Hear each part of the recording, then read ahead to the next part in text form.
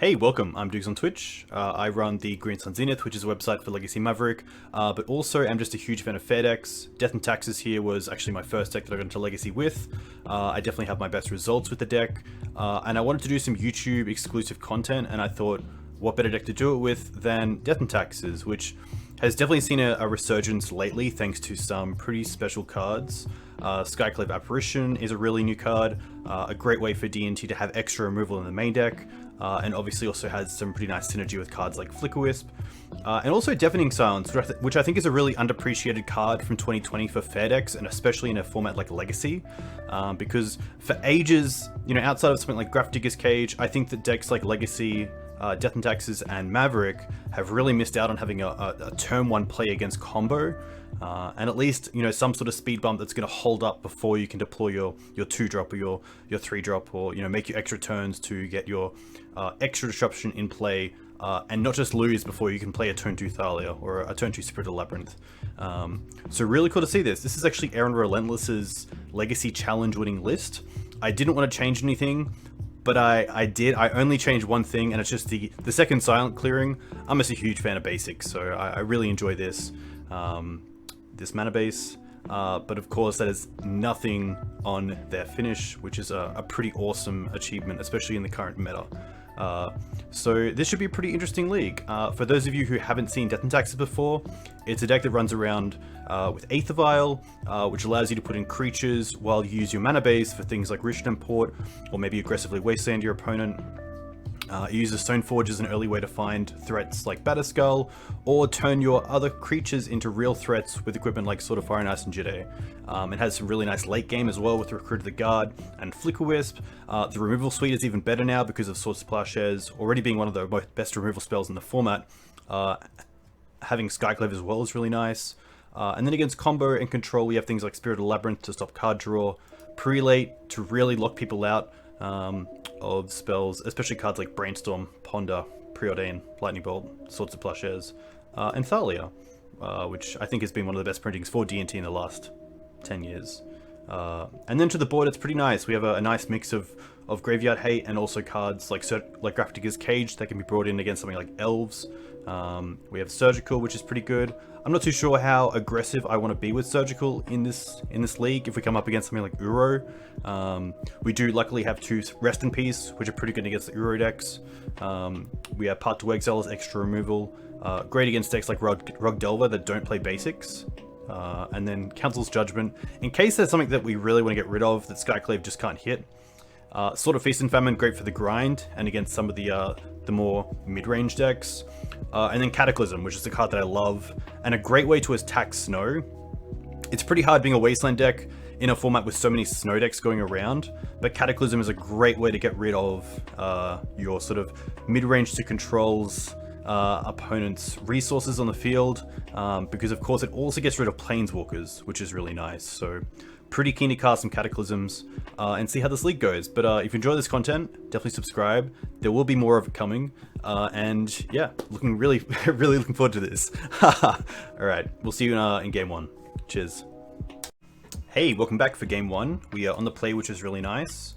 And this hand is okay. It's obviously quite good against the combo control decks where we can go Thalia into either Spirit or Prelate. It doesn't have a Vial or a third land, which is pretty huge, but I don't mind this hand. We also have the Recruiter if we are up against the fair deck and these cards aren't too relevant, but I'd probably rather hedge against combo than against the fair decks in game 1, so I'm going to actually keep this. I'm going to lead on the Plains as well, just because I don't want to get wastelanded. But I think Plains Path probably gives away they're on D&T pretty early on. I'm not too sure what our opponent's on, but usually the first few turns can give it away. Once upon a time, okay. This could be BUG Hogaak, it could be Depths. It's gonna be BUG Hogaak, which is gonna be a really interesting play. Luckily, the Stitcher Supply here only puts a Cabal Therapy in the bin, but still, that is a play that my opponent could make here. They're not gonna do it. Okay. Hogaak doesn't really draw cards outside of Careful Study. I do like Athalia here, because if my opponent plays, or at least gets a Bridge from Below into the bin next turn, I can get rid of it by playing the second Thalia, losing my other one to the legendary ruling, and then triggering their bridges. So I think here I'm actually happy just going with Thalia. It also taxes them a little bit if their plan is to Cabal Therapy next turn.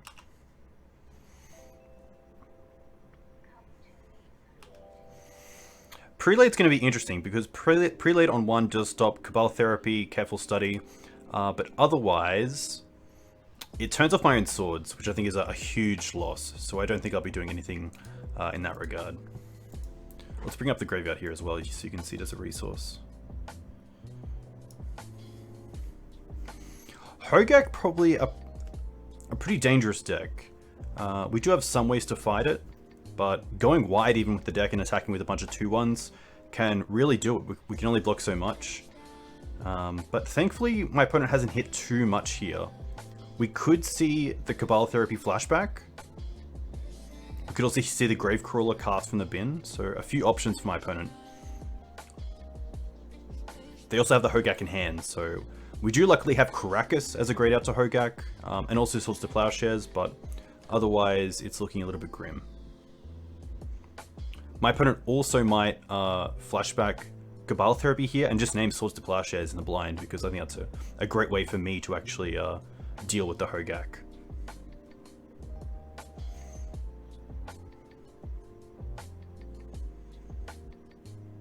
And then name Swords to Plowshares, so yeah, a pretty nice start for my opponent, to say the least. Another Hogaak in the bin for my opponent. So what do we draw? We draw a land, which is pretty nice. But now I've got to consider what are our outs, because next turn we're definitely taking 8. I can play the Recruiter, which is kind of nice because it also means that another Cabal Therapy isn't going to take 2 cards from me. My opponent knows that I have 2 Recruiters. Prelate I don't want to cast. There's not really a number that I want to cast here because obviously Swords at the top is a great draw. Let's quickly look back at our deck list.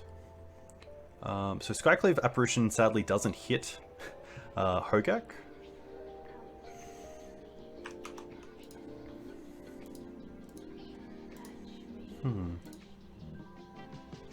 It might just be a Recruiter for Flickerwisp and try to get something going. I don't think going for Stoneforge Mystic is going to be good enough either. Although, if we take 8, we go to 12. We probably then take another 10. So we're going down to 2. And then it's a case of my opponent just getting enough creatures to go wide, or obviously trample with the Hogaak. So I think it's just going to be Recruiter. And then it might just be Flickerwisp. At least if I get double Flickerwisp, I can start exiling my opponent's Hogaak during my turn. And get it exiled during my end step, so it's not there for their main phase. But that's just me, unfortunately.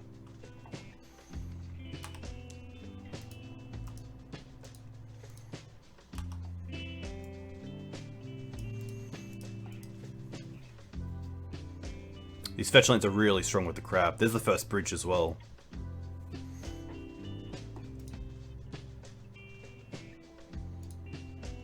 But just lands for the rest, which is pretty good for us. Altar's really strong here. Altar with second Hogaak as well. I believe this is just a win, but I will try to see a few more cards from my opponent before we concede.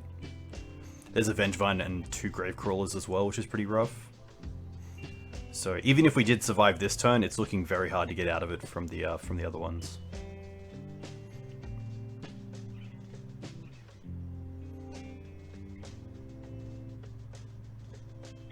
And there's a second bridge, so they have a deterministic win, so we will just concede this. Boarding's going to be interesting. So BUG Hogaak is obviously a deck that relies on the graveyard, so I do want my Rest in Pieces, I do want my Surgical, I do want my Grafdigger's Cage. I probably want some number of Council's Judgment as well. Containment Priest is also really nice.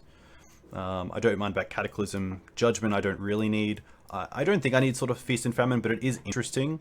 It gets through a lot of their defenses, but at the same time, cards like Gravecrawler and Bloodghast can't block anyway. But it's obviously really good with the Aether Vial lines because I can use Vial to put in creatures. I can then use Feast and Famine to untap my lands, which I might be porting with. So it's really a case of what am I taking out. I think I will take out the Spirits. The Prelate isn't strong either. I do like the Stoneforge Mystic package because it does give us some oomph in the early games. Thalia is an interesting one. I could see myself cutting it potentially if I am bringing in something like the sword. Recruiter is also pretty grindy, but if I can go and find a bear like Containment Priest, I'd be pretty happy. So I think this is okay. There is a part of me that wants to keep in the Thalias, but I do like the 4 Flickerwisps, especially with Containment Priest. It means that if we have Priest out and then we flicker their creatures, they won't actually come back, which is kind of cool. Stoneforge package seems great. We have a lot of hate, which is awesome. So what I want to do is, if we have enough hate for the graveyard, I obviously want to have enough hate for them going wide, because that's kind of their second play. So I think this looks pretty good. We'll submit this and see how it goes. I'd love to play first, and this is just going to be a mull, unfortunately. The double vial is pretty cool, but we do want lands. And this is a fine hand, and I think I'm pretty happy going with dropping the port, and just turn 1 Mum, turn 2 hold up Containment Priest, and then turn 3 Skyclave anything in play. So we have Wasteland as well, which my opponent is probably going to have to go for jewels early on, so I think that's better for us. There's some contention to keeping the port, because it is also a play in itself from turn 4 onwards.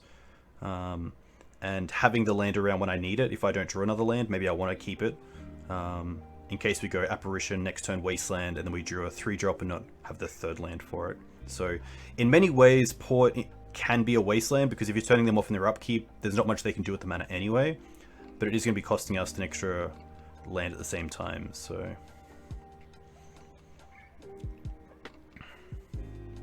I think because of what I just said, I'm going to drop the Wasteland. There is some thought to, if I go turn 1 Mum and they go land something, and then the following turn they cast another 1-drop, then pass back, I probably should have kept the Wasteland, because I could try to take them off their only mana source, but I think we're going to be looking pretty good with this hand. Other than a blind Cabal Therapy on Containment Priest, we're looking pretty good. Priest obviously a no-bo as well with our own Aether Vials, but usually it's a case of Containment Priest is doing so much more to keep my opponent at bay than keep me at bay. Here I'm pretty happy just to play Karakas and pass and hold up Containment Priest. I think playing Port and passing just signifies that I do have something, but at least this might be like, oh, I kept, you know, a Karakas hand because of Hogaak, so I'm pretty happy just passing like this. I think this play gives away that I might not have a turn 2 play, but Plains or Plains Port kind of feels a bit weird if you pass with just that up.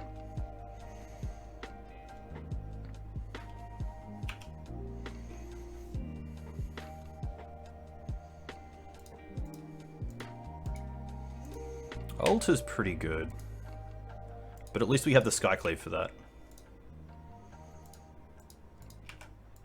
Funnily enough, Gravecrawler can be cast from the graveyard, so I believe Containment Priest does not stop it.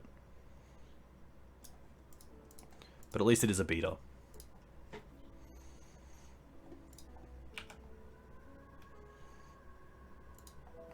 Nice, so now I have some options.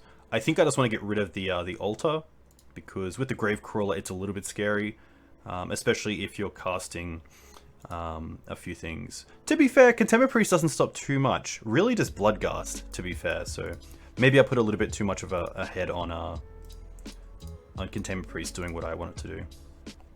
Skyclave's going to take out the altar. I don't really have another great way to deal with altar, and at least Hedron Crab I can deal with Swords to Plowshares if I need to. My only consideration for not playing the Karakas early as well and keeping it in hand is that I get to play around Assassin's Trophy, so my opponent can't destroy it and then play a Hogaak.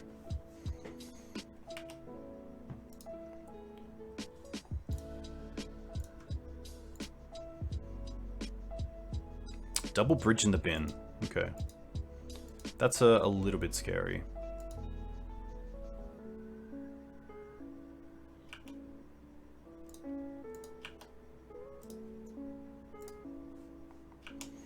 So currently the only cards in the graveyard that I really care about are the 2 bridges. A trophy's gone to the bin, which is really nice for us. I guess the Gravecrawler is also there. I probably just don't want them to hit a Cabal Therapy, because then they can take the Stoneforge with a zombie. Double Gravecrawler, okay. One nice thing about Stoneforge next turn is that I'll get to, hopefully... Yikes. Go get Jide and just cast it straight away. And just have an empty hand, which is kind of nice. The big question is, do I want to attack this turn and actually give my opponent a use for these Stitcher Suppliers? Because otherwise, it's pretty tough. I guess Vengevine is interesting. Vengevine is not cast from the graveyard, which is nice. You can just return it, so it does get hit by Containment Priest, which is kind of cool. Jide is nice because if I want, I can also kill my own creatures.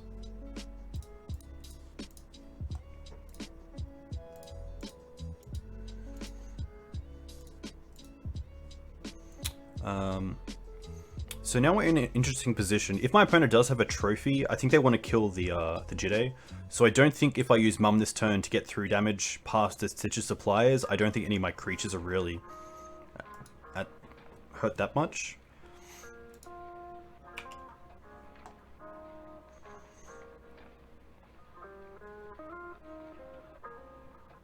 So I don't mind attacking and giving Pro black.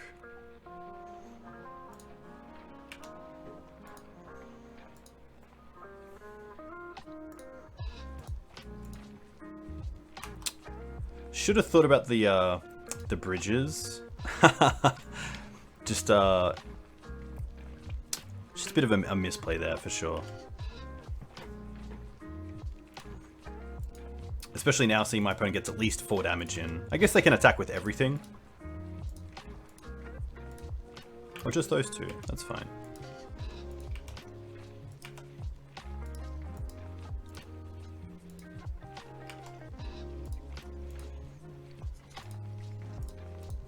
We'll see if they actually if they bring the Vengevine back. They don't, okay. Because of the Containment Priest, so kudos to them.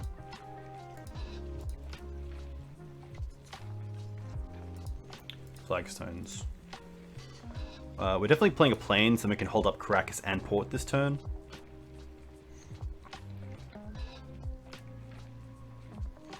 And here, I don't mind just attacking with the Stoneforge Mystic.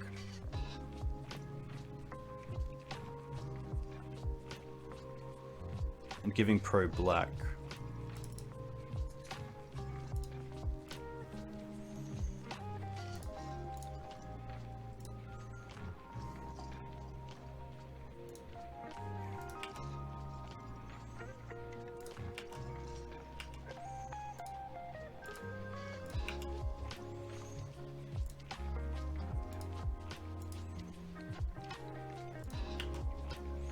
I now have the option of either keeping my opponent off blue mana or re-equipping for defensively, which I don't mind. I think I actually will do this.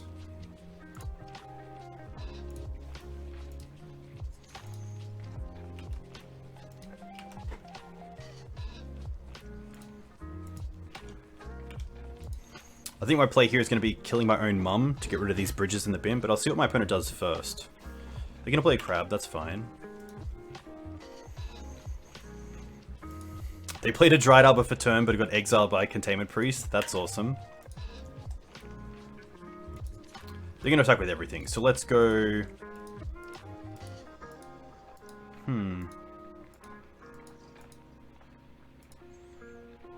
Move to blocks. There's not too much that I really care about going to the bin.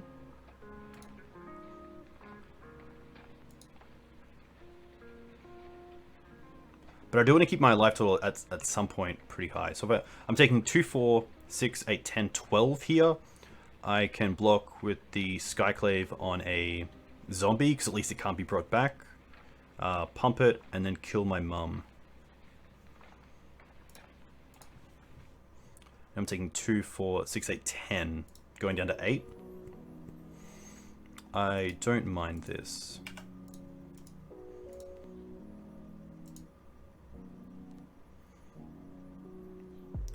Probably doesn't matter if I give +2/+2 or -1/-1. I don't think I have to play around anything like Golgari Charm, so I might as well just keep my guy 2/2/2.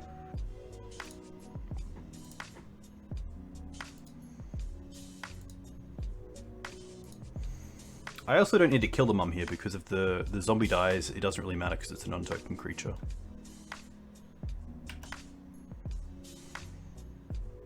I guess I could have blocked with the Containment Priest on a zombie as well, and just given the other zombie neg1 in that case.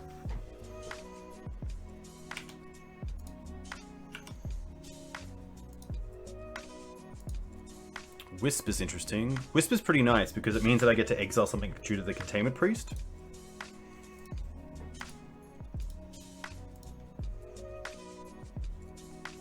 And I think I might just be attacking with the Skyclave. I guess we can just flicker out the Hedron Crab here. That also means we don't have to use the mum to give pro.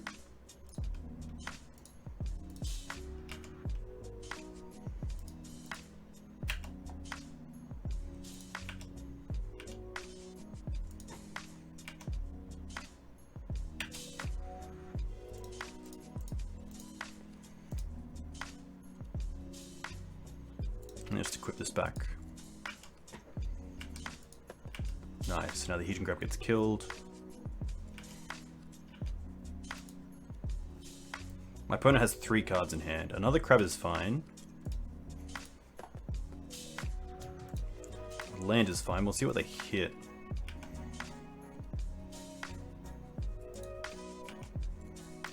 Double Vengevine. Okay, that's pretty good for us. There is another Gravecrawler, but that's fine for now.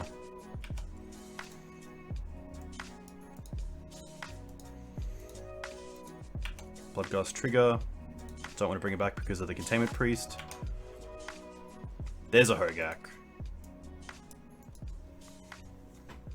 Which is still fine. We've got the Karakas in place, so not too unhappy. We also have lethal next turn in the air if we don't use the Jide counter here.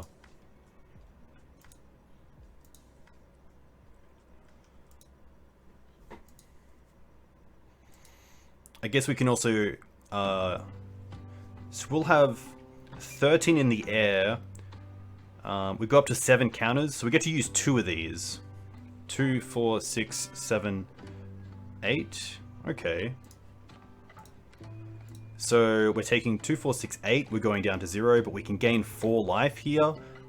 I guess I want to block because I do want to get charge counters again. So I think the play might just be blocking a Stitches Supplier.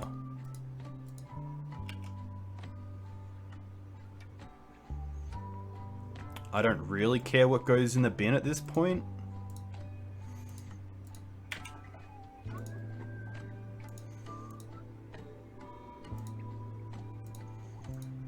Two, 4, 6. Go down to 2.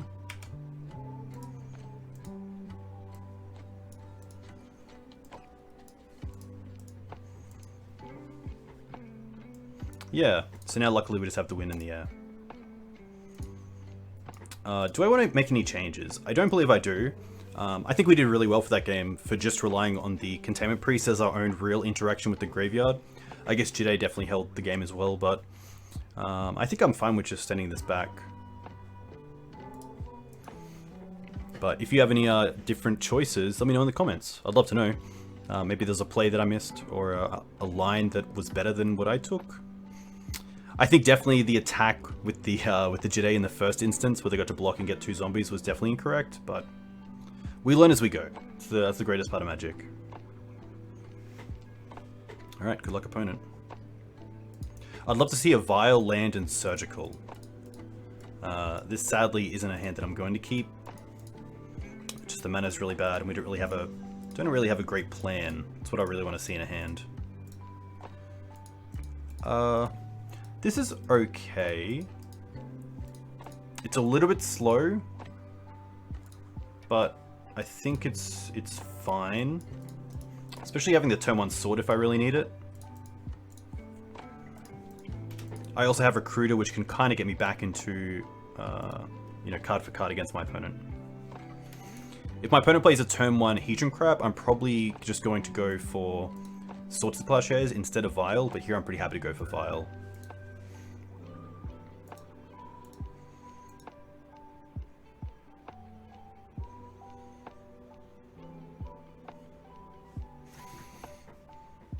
Vengevine, Force of Vigor. Interesting. Wasteland. Okay.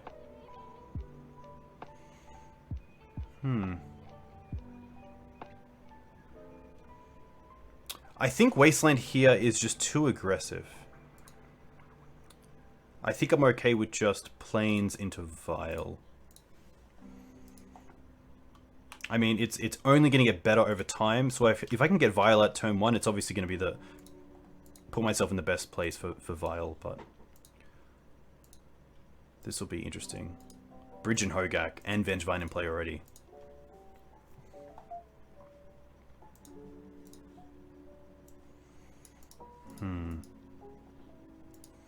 Alright, there's your second creature. Which means I can also cast the Hogaak next turn, which is pretty crazy. But at least after that, not too much else. We have a great answer for the Hogaak. The Skyclave Apparition is around the corner as well for the Vengevine.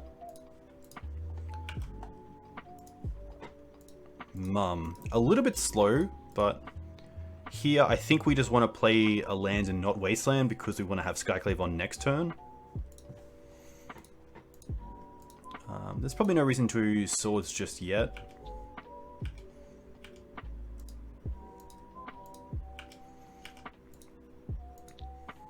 And I mean, if we can deal with the Hogaak here, get the Mum online, and then cast the Skyclave next turn, we're in a pretty good position. Just got to get to that next turn. Stitch is fine. Wow, 3 Force of Vigor. Land, okay. Get back Bloodghast. They have 0 cards in hand, so this is it. Alter Decay, Dried Arbor.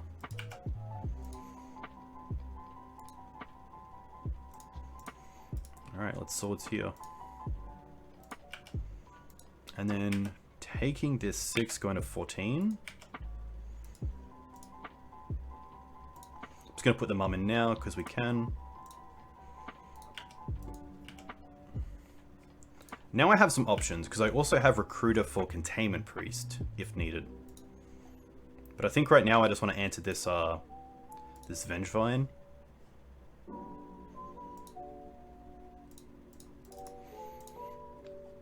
And then start getting maybe a Recruiter Flickerwisp chain going.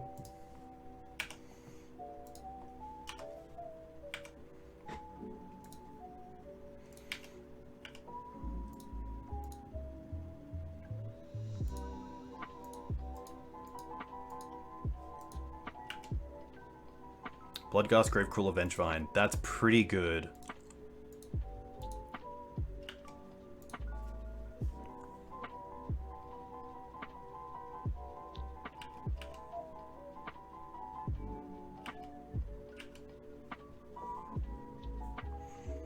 Maybe I should have thought about like the Vengevine lines and how much I lose to them if I do cast the Recruiter instead.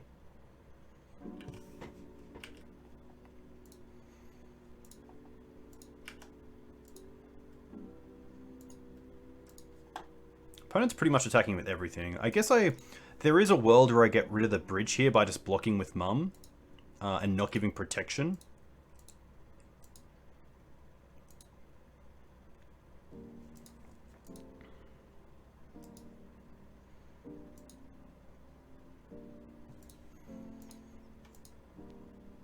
I wish I was more understanding of how Bridge from Below works if I block, like, say, Vengevine here, and then I block their 1/1 with Skyclave.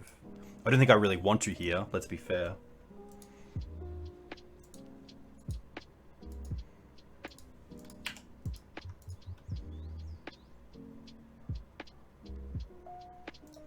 I don't.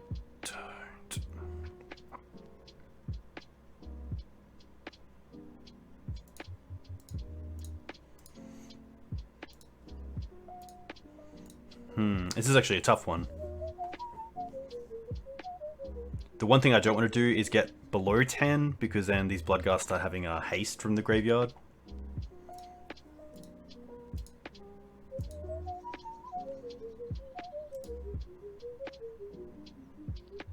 I'm probably scared of, at this point, Cabal Therapy hitting the bin, so I don't really want to block this Stitches Supplier. I think it is a case of just block here, take the 5, which is unfortunate.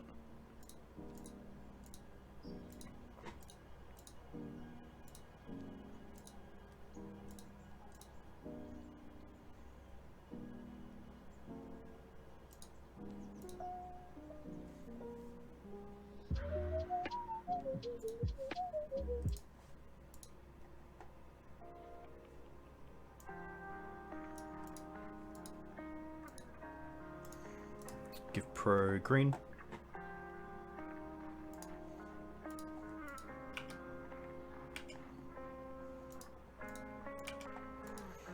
I think you just have to put the Vial to 3 in case I draw Jide and then also want to have a creature to put in.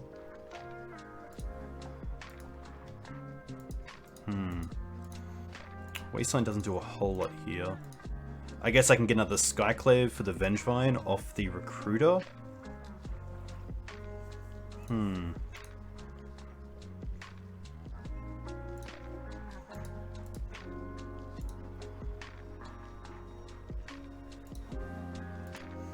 sad issue is that I think they just go wide twice. Maybe there's a world where Batterskull is enough off a Stoneforge Mystic, but if so, I probably should have thought about that last turn.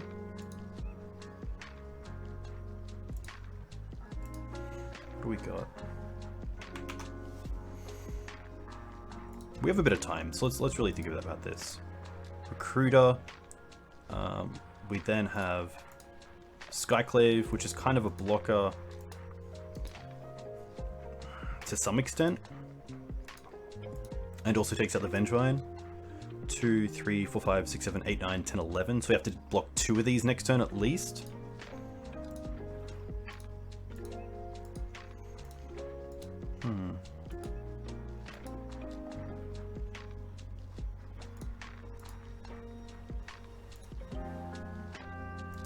My opponent's gone through 2 Decays and 3 Force. So I wonder if they even have an out to Stoneforge into Batterskull. I honestly think that might be my better line. But then I have to think about how I want to be able to block all of these.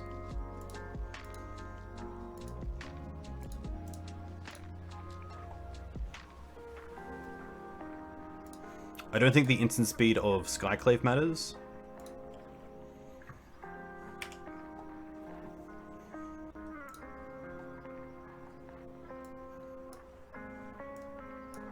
It's just a shame that Skyclave isn't even the greatest blocker because of their 2/1s.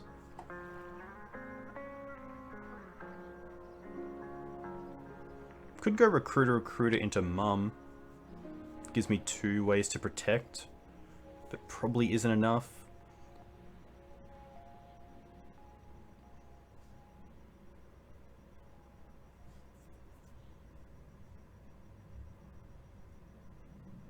I honestly think it might just be Stoneforge into Batterskull.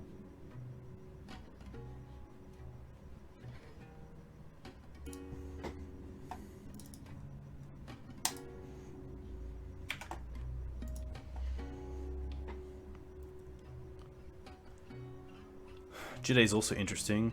Kinda does the same thing. I can at least play it this turn, which is irrelevant because it plays around Cabal Therapy.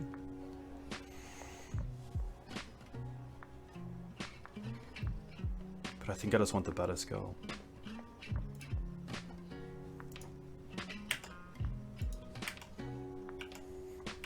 That was a weird one. I'm sure chat in comments can please tell me how I should have navigated this turn.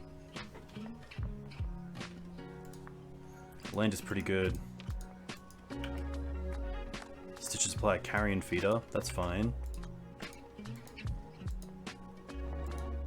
What do they hit? Bridge and Vengevine. Okay.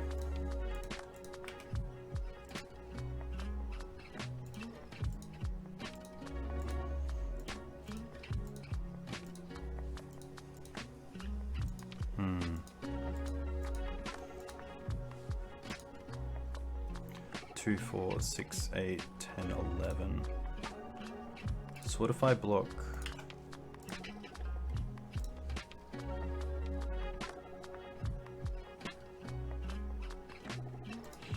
Here.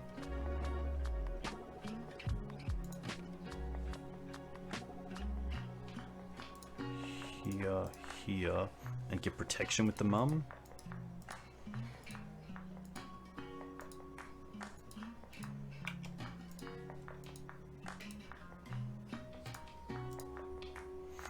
This stuff does give my opponent more outs of actually hitting a Cabal Therapy, so probably blocking here is incorrect. But this game's, yeah, in a really tough spot that I don't think I had an out. Hopefully is it active player, non-active player? So hopefully my bridge goes first? No, they get to choose. Okay. Yeah. That's gonna be it.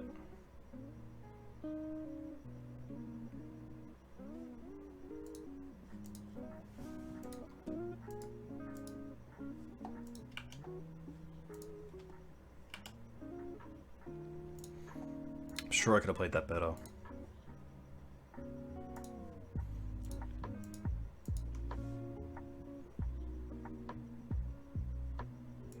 I might as well take my opponent off blue here. And then I still have our Batterskull and Path.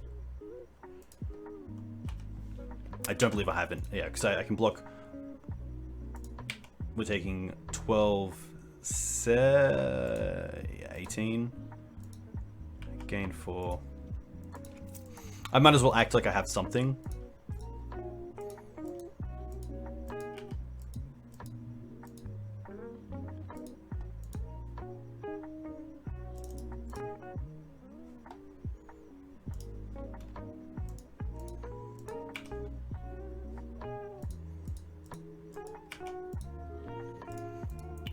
Block. Block. Block. And all I can do is path the Vengevine. Then I'm still taking way too much. Yeah, it's a concession. Rough. Definitely not the way that I wanted to start the match, but hopefully, yeah, we can learn from our mistakes quickly for game 2. So hopefully I'll see you there. Cheers. Hey, welcome back to us on Twitch. We're on the play, which is nice. With a one-lander, we do have access to a turn 1 Mum or Swords to Plowshares, but we really need to draw hot off the top to really make this hand work, which I'm just not a fan of. So I'm not a massive fan of keeping one-landers. If it was like a Vial hand, I would consider it, but I'm not going to consider this. Turn 2 Thali into turn 3 Recruiter isn't the worst. I'm not a big fan of going down to 5, and I think this hand at least has the mana to also just do good things, so I'm pretty happy to drop the flags and just stick it out with the 3 planes and the Karakas.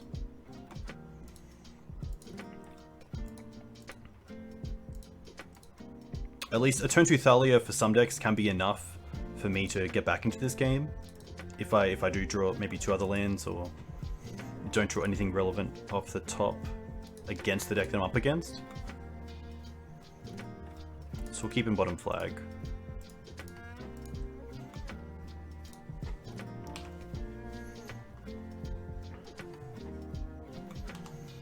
Alright, and Reach. What do you got? Played against a pretty fair amount of different decks this past week. Is this going to be Hogaak again? Oh, Ponder. Okay. Nice. Underground Sea Ponder. Most likely combo. I haven't seen too much Grixis Delver around. It could also just be Doomsday, which is going to be a tough time if it is. Doomsday is a deck that's very, very good against Death and Taxes, just because the Hate Bears don't line up too well. Our clock's pretty slow. They're running Days? Rough. This most likely is Doomsday.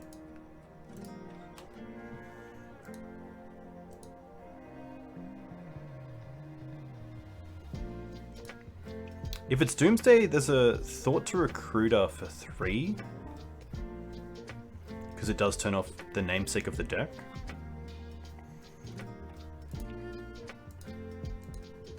Prelate, sorry. I don't know if I just said Recruiter or Prelate. Still pretty happy.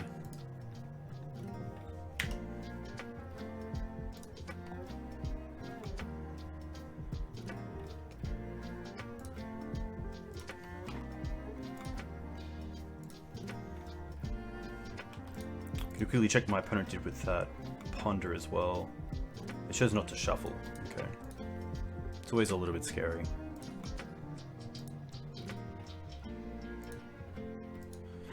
Three black. It's a little bit too slow. The Thalia would have been really nice, but this is going to be a tough one. There's a world where I could potentially get a win by like Prelate on 0 to stop mana and then draw a Wasteland to take them off their underground seas, but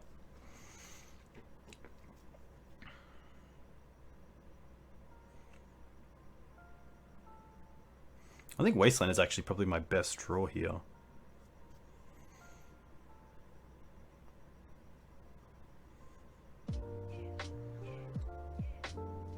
Unless they have a 5 they can just drop now and get there with.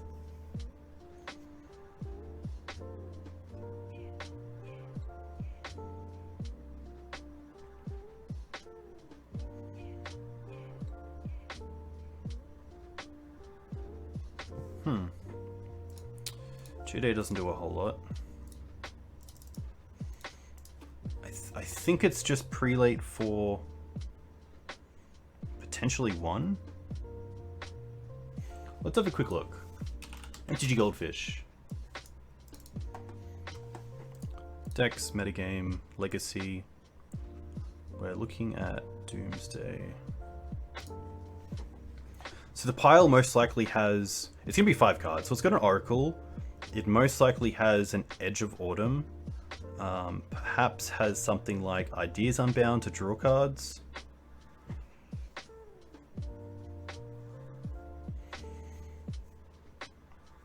I don't know if I have to go after the artifact mana here. I think it might just be 2 because it stops Ideas Abound and also Predict.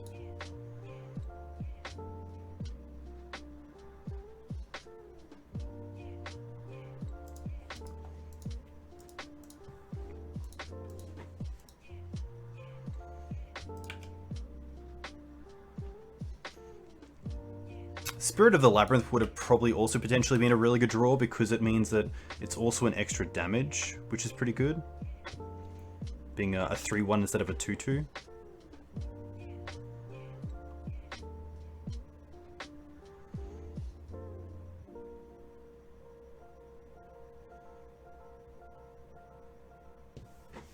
It's just Street Wraiths. Yeah. You got me.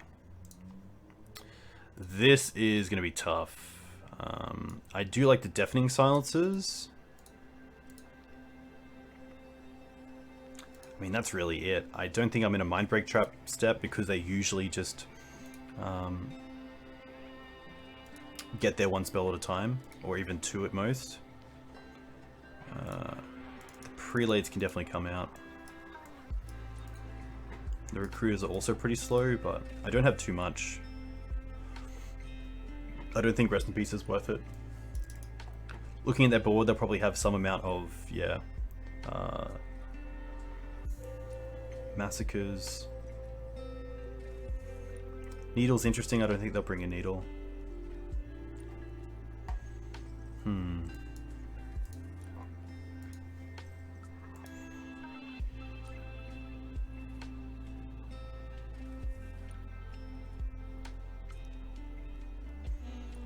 I think it might just be this, unfortunately. Graphic Cage doesn't do anything.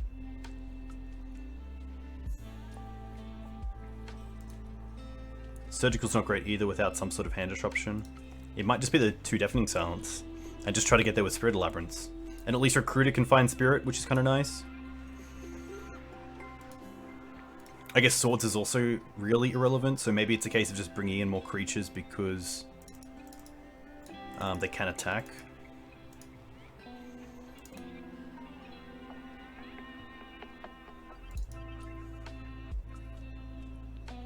So maybe, like, it's not great, but maybe Surgical is just better than another card that I have in the deck that isn't warranted.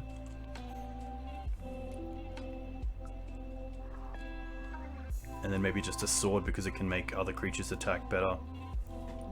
But yeah, Doomsday is just the deck that on D&T I would not board for heavily. I think cards that lap over like Deafening Silence are fantastic, but I'd never run anything that was specific for Doomsday. Like I wouldn't splash blue for Meddling Mage in the board or something like that.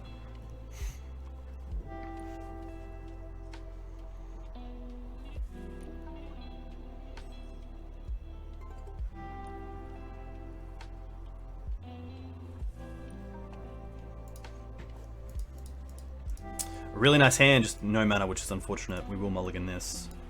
And I guess we'll keep this, but I mean, it's not great. Turn 2 Thalia against a deck that is obviously playing Daze. Stoneforge take a lot of time to get online as well. I think there is a better 5, and this is probably it, even though it's a 1-lander.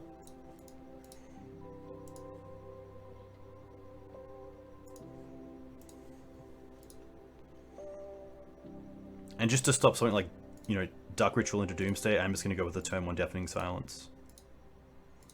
But even this is pretty mediocre, let's be honest.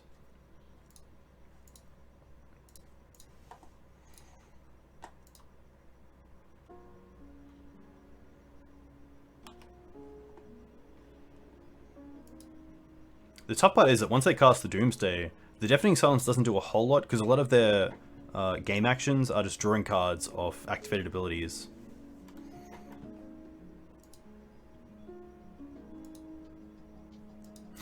You can Thoughtseize any of this, let's be honest. Probably taking the Recruiter, because it could turn into something like a Spiritual Labyrinth or Thalia.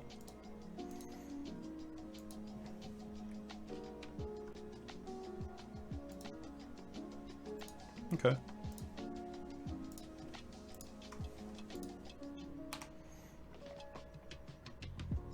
Well, that's something.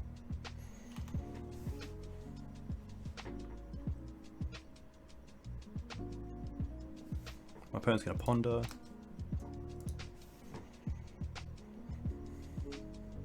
Chose to shuffle. Okay. It's pretty good for us. Okay.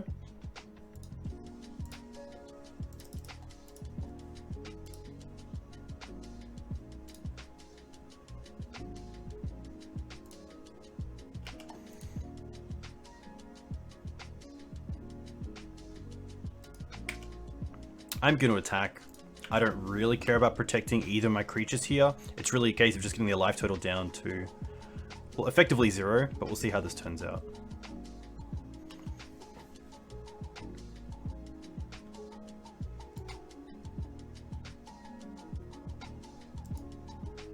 Plague's pretty good.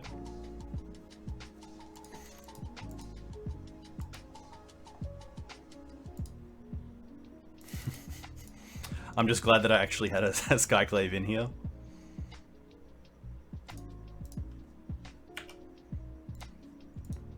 And we can just keep chipping away. At least my opponent spent a turn on something that isn't really Doomsday related. So it kind of gave me a bit of time, but... Okay. Brainstorm's okay. Especially with Deafening Silence out, it's kind of nice. The big question is, do I want to start attacking with both creatures or just the Skyclave? Because if I attack with both, and they do something like Fatal Push on Skyclave, they can then have a 3/3 that blocks the Mum, which is a pretty big blowout.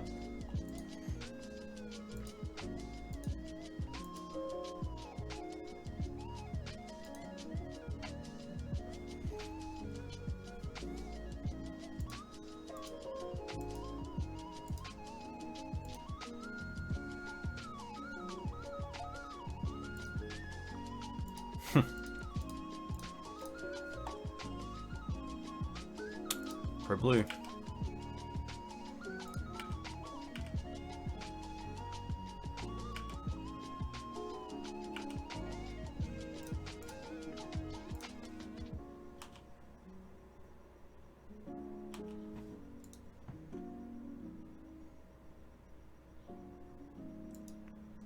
Brainstorm's fine. Looks like they're really digging, because of course the last Brainstorm didn't give them a shuffle effect, but they did get to scry with the Thassa's Oracle.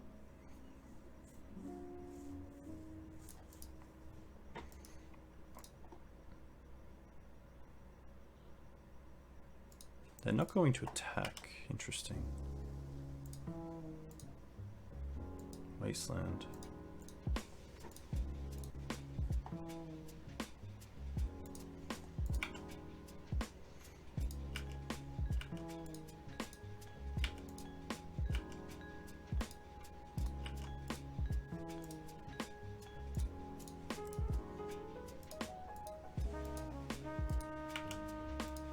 Alright. This is a really slow death, I feel. Like, I don't feel confident at all in this match. Preordain, okay. Most likely a bottom 2. 2 cards on bottom. Okay.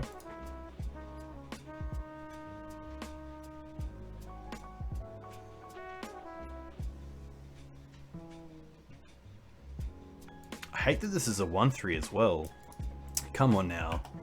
Especially if they had the Plague Agent still around, I wouldn't be doing anything. Batterskull. Alright.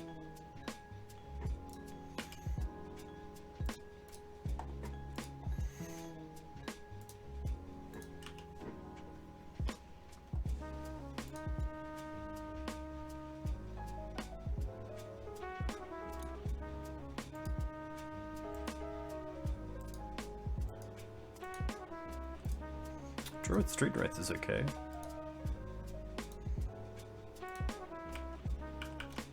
Opponent digging at least, which is nice.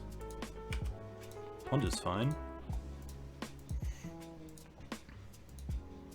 I'm probably going to keep the Vial at 2 because something like a Spirited Labyrinth at instant speed is so much better than playing it at sorcery speed. And anything like a Recruiter of the Guard is fine because I don't really mind casting that. And they brought in 2 plagues. Don't you? It's fair, I guess.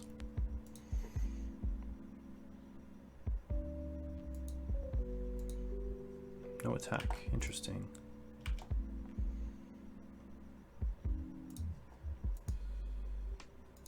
Oh yeah, but unfortunately, human.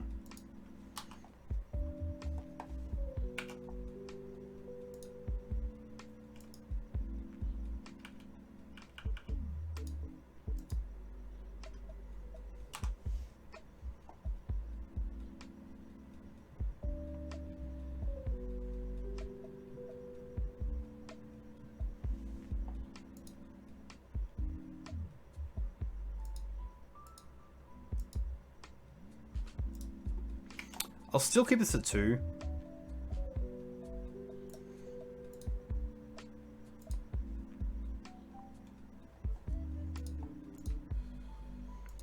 And then I'm actually going to attack here and see what they do. Because if they block with a Plague, that's fine. We get to play the Thalia. And even if they just block here, then that's more than fine. Yeah. Skyclave isn't going anywhere. Oh, interesting. Maybe they think that I have like a trick up my sleeve. Looks like they checked my sleeves and found nothing.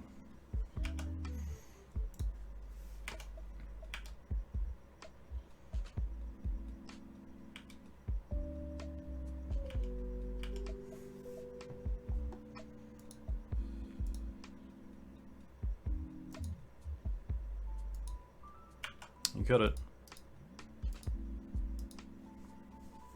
Didn't expect the Plague Engineers. That's really tough.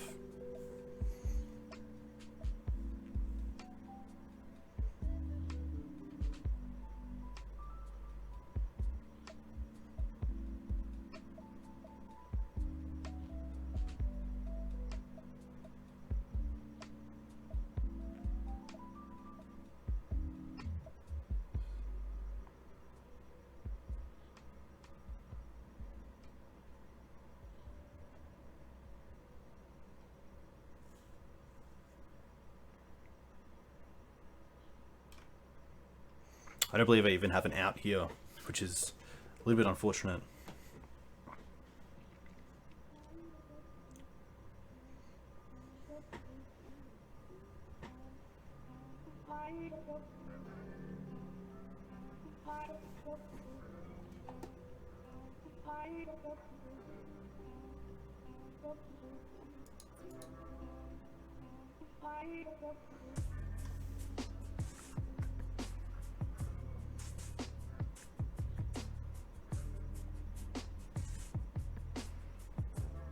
Probably having a good think, especially around the Deafening Silence. Maybe they think of something like Spirited Labyrinth off the Vial, seeing we have 2 cards in hand they don't know about.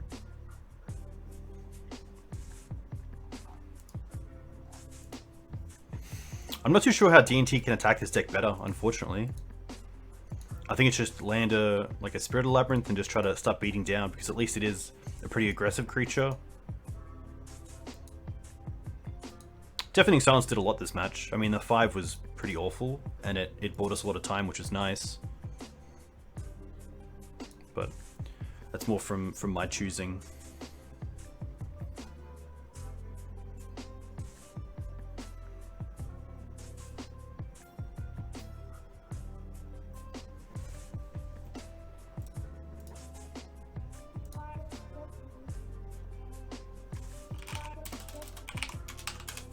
We'll just concede. I don't think I have a good out here, so hopefully we will start this the winning streak next game. Cheers. Hey, welcome back to Dukes on Twitch. Back with game 3, and this hand isn't too bad. Turn 1 Mum to turn 2 Spirit, and then we have some flyers coming in. Pretty happy to keep this. Mum great against the FedEx, Spirit great against the control decks, and Mum of course a great way to keep Spirit on the field. And then Flickerwisps in the air definitely can be relevant, especially against the Delver deck, but also just having them as a 3-1 in the air is a nice clock. Not too sure what my opponent's on.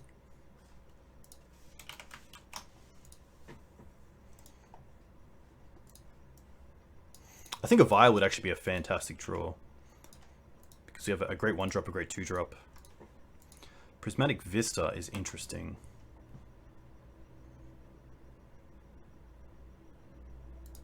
Recruiter, not too bad either with the double flicker.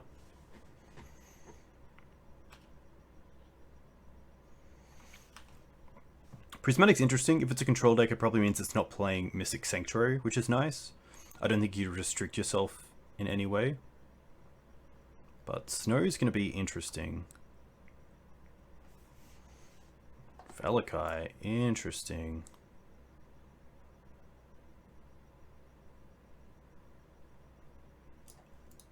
They take Spirit.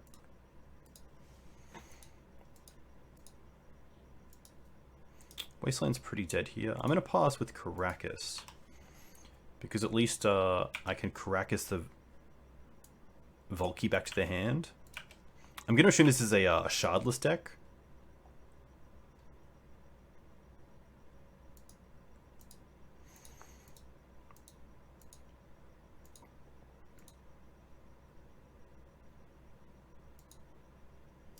I'm not going to block here.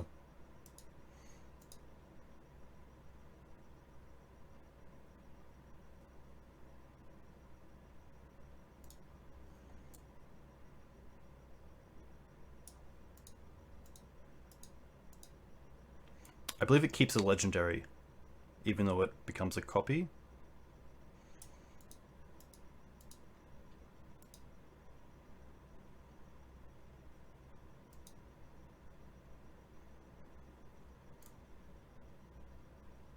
Cool card though. Cool to see these come in. I know that it's seeing a little bit of play in a few different formats right now, especially because you can Shardless into it and then choose to actually cast the Tibalt. So I assume with all cascade effects that actually works, which is kind of cool.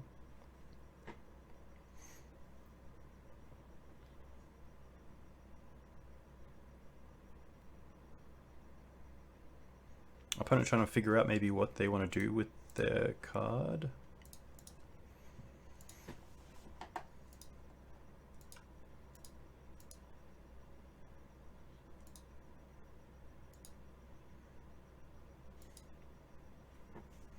Not too sure what's happening here.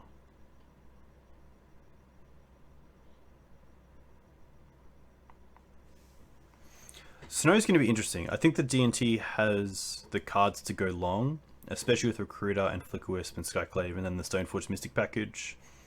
Cards like Dead of Winter are obviously pretty scary against the deck, especially with most of them being in the range of X1s to X2s. Which is tough, because especially as a Maverick player, there's creature decks like D&T and Maverick that kind of want to go wide, because if you don't, your opponent just snags off creatures one at a time with Fatal Pushes and Abrupt Decays and Swords of Plowshares or Lantern Oko, and you obviously need multiple creatures to try to deal with that. I'm not going to block.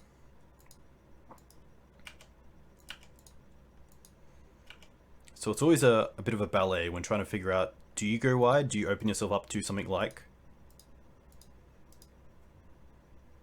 Yeah, Oko's pretty good.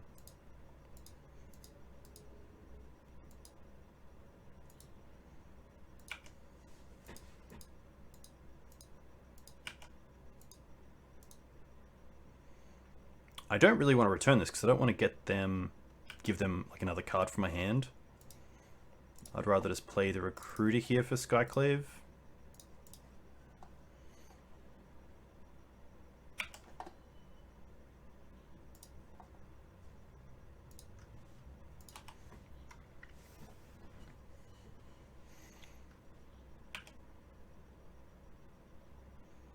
But this is going to be tough, especially if my opponent has like a Plague Engineer in the main deck. Having a Mum and Recruiter taken by Plague is pretty tough. We do kind of get the value back of Skyclave from the Recruiter, but Plague answering Mum and then stopping any other humans come down until I remove that Plague Engineer is pretty tough.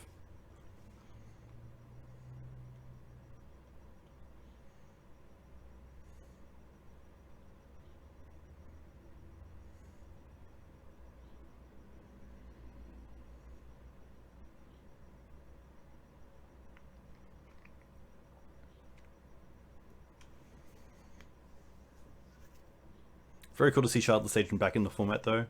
I was a huge fan of BUG Shardless when I was around, especially in the Death Rite era. It was pretty cool. Make another food is fine. That kind of makes me think that they don't have an answer to the Skyclave and just want to get some sort of value going. They're not even attacking, which is interesting. Didn't see that happening. Vial, okay. We'll start on the Apparition. We'll take out the Oko. Now we'll play the Vial. Against Snow, a Vial here is even pretty nice. I'm not going to run this Recruiter into an Ice Fang Coatl. I'm happy just to pass back here. We're up on time. We're up on permanence. I think if this Vial sticks and we get some turns going, we're in a pretty good position.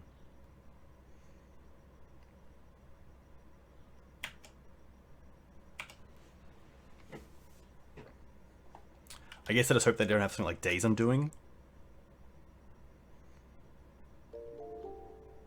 Dead of Winter. Pretty good.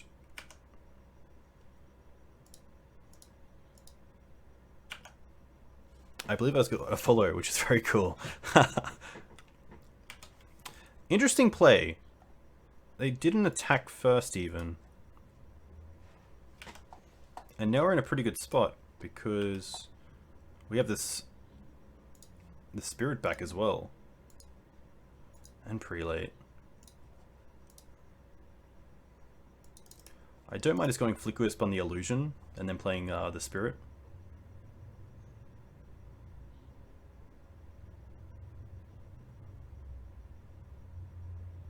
I mean, if my opponent wants to counter that, I'm more than happy.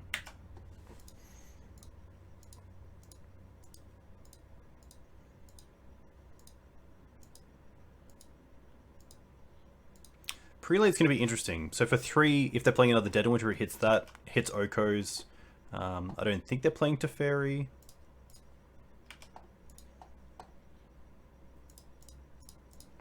Still pretty happy to get multiple threats on board. I think it's just going to be Prelate for 1, especially because I already have a Vial in play, and I don't really care about Swords to Plowshares in this matchup unless we see a Uro within the next turn.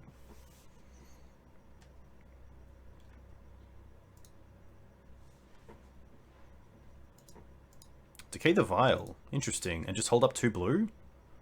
Okay.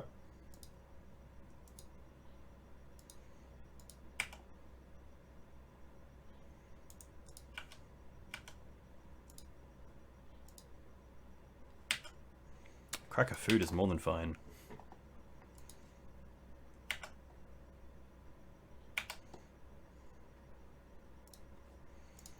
Pretty happy just to go wide here with Spirits and Flickerwisps. And probably take them off black.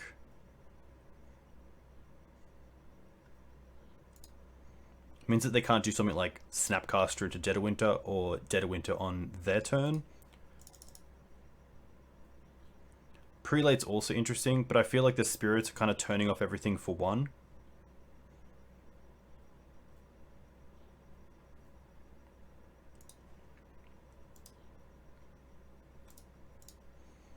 So we get to exile our own Wisp, and then end step our own Flickerwisp comes back. It triggers. We get to exile their swamp, and then they don't get a swamp for their turn.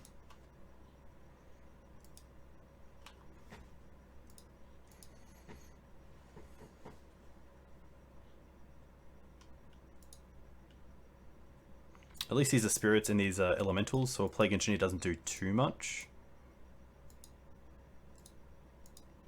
There's an Uro, that's fine. They don't draw a card, which is kind of nice. And we also have the Karakas to keep it going. No other lands in hand, which is interesting.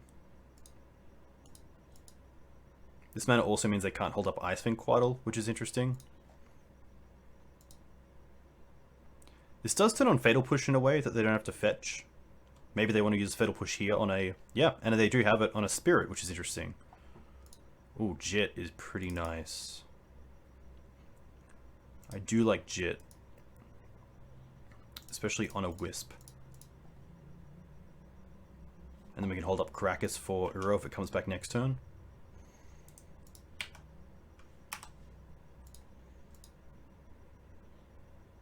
Interesting to use the Fatal Push then on a Spirit when they could have kept that up during our turn in case something like this happened, because if that was a sort of Fire and Ice, that's nearly game. Even though we're not drawing a card off it thanks to our own spirits, the clock itself is just something you have to respect.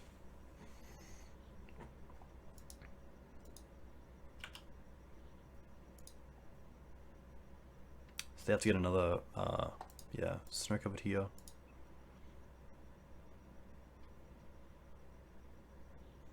They go to 12, and then we just have lethal anyway. They need something else, like an Abrupt Decay or another Fatal Push.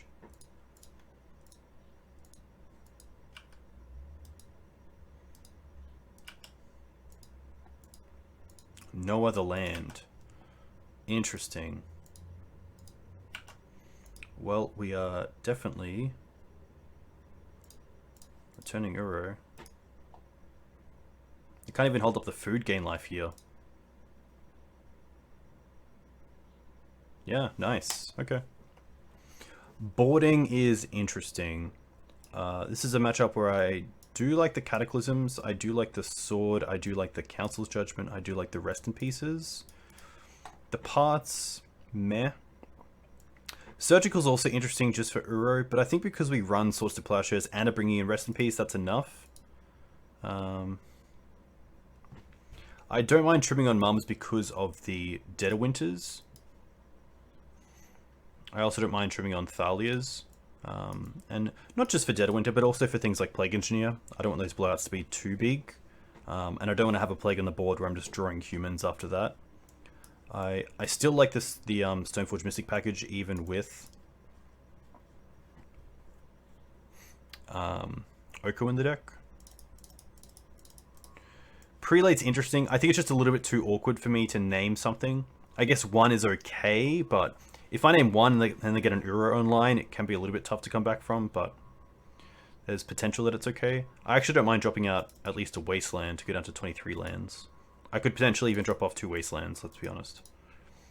This looks semi-relevant. I still have some amount of hate.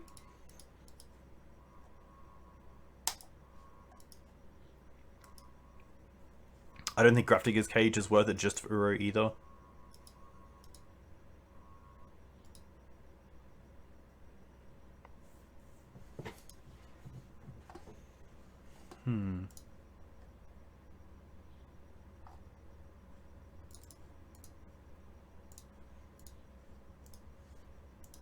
I guess we'll see if there's a game 3, and we can maybe look at the board again.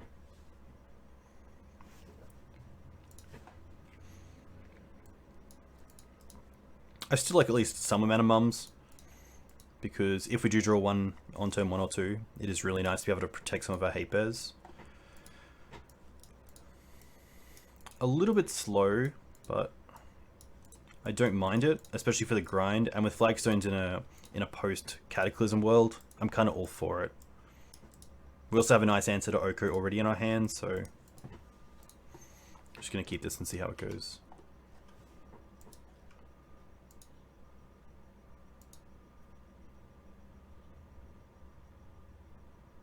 Ancestral Vision, okay. It's pretty interesting against a deck with Spirited Labyrinth. I guess they are playing Shardless BUG, so it does make sense that they have it.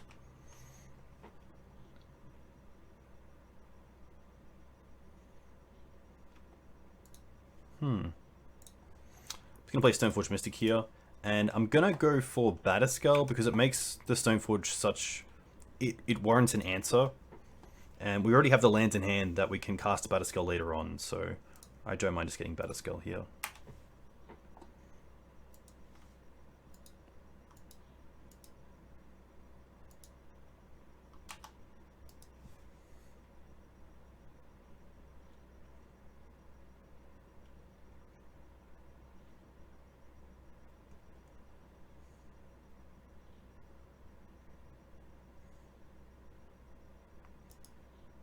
Shardless into Trophy. Okay.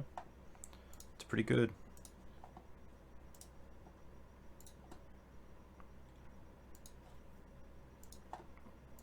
Kind of want to recruit here for Spirited Labyrinth.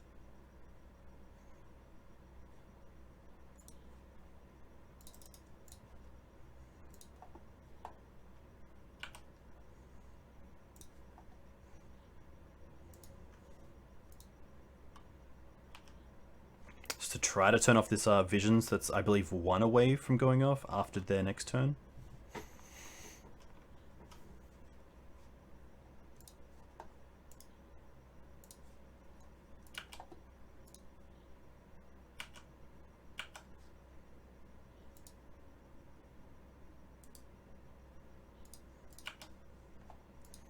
So they're going to ponder, and if they shuffle here, they probably don't have an answer for the Spirit in hand, which is kind of nice. So we'll see what they do.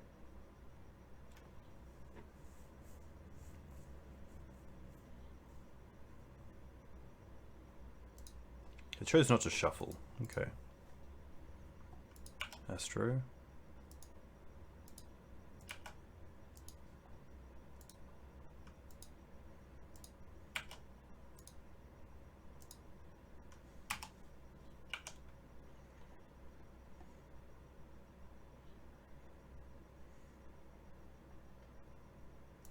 Prelate.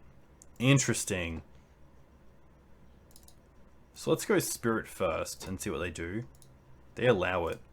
So now I'm going to go for Prelate and see what they do. Because if they don't remove the Spirit here, then I get to name what I want. But I could just name 0 here to have 2 threats that are great against the recall.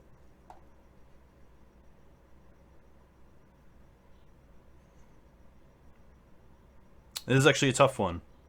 Because the Spirit is currently answering the Ancestral Recall. My opponent has let the Sanctum Prelate resolve. They have 4 cards in hand. So if they have Fatal Push, I want to name 1. If they have Assassin's Trophy or Abrupt Decay, I want to name 2. But if I want them to have either, I can just name 0 to kind of turn off and just make sure the recall isn't going to happen and make them have 2 pieces of removal. So I don't mind that. I don't mind just naming 0 here.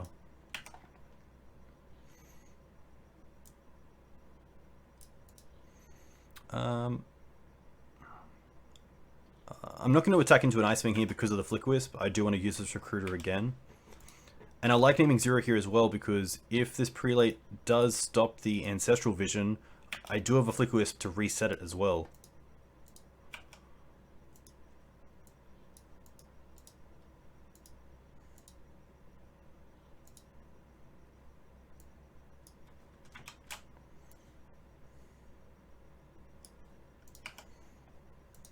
Nice.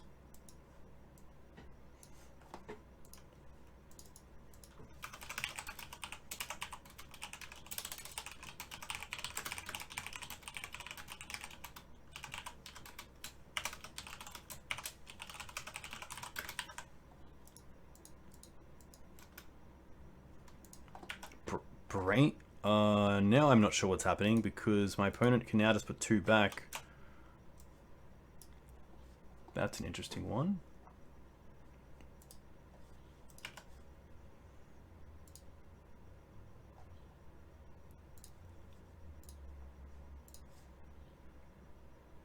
Plague's okay.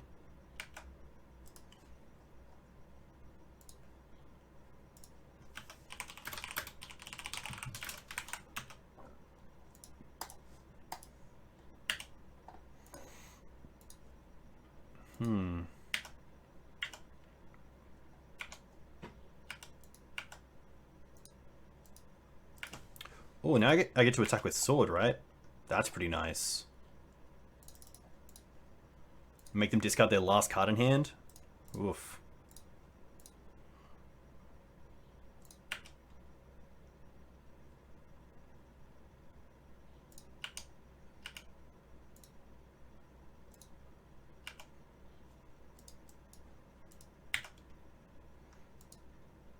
What was it? What was it, opponent? They're not going to show me. They're not going to show me. Okay. Well, really nice to get there in this game and get back on the winning streak. So, hope you enjoyed it. If you enjoy this content, definitely sub. I'm so close to 1K that I appreciate every single one of you. And I will have more D&T content coming out soon. So, yeah, hope you enjoyed this so far. And I'll see you in match 4. Cheers. Hey, welcome back to match 4 with Legacy Death and Taxes. Pretty strong hand. I'll keep this. Aether Vial. Stoneforge is really nice, and the Flickerwisps are pretty nice to finish the game as well, so... Looks like we might be up to the mirror, and it wouldn't be a D&T league without the mirror, so thankfully we also have a turn 1 Vial. Spirit, not the greatest in this matchup, and I guess Stoneforge has also kind of changed its role in the matchup thanks to Skyclave Apparition. Being a pretty good way to deal with... a second Vial. Interesting. A pretty good way to deal with Jide. I think I'm pretty happy just to go for Stoneforge anyway and get Jide online as soon as possible. Because then I can get to a situation where I can actually just protect it with my own Flickerwisps, which is kind of nice. They will get a Mum, which is pretty hard to beat game 1, but hopefully a Flyer with Jide will be enough.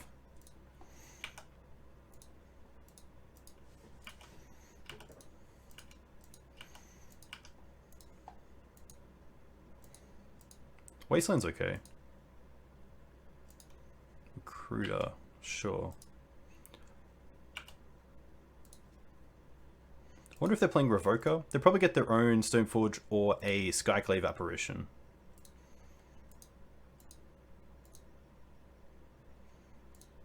Stoneforge.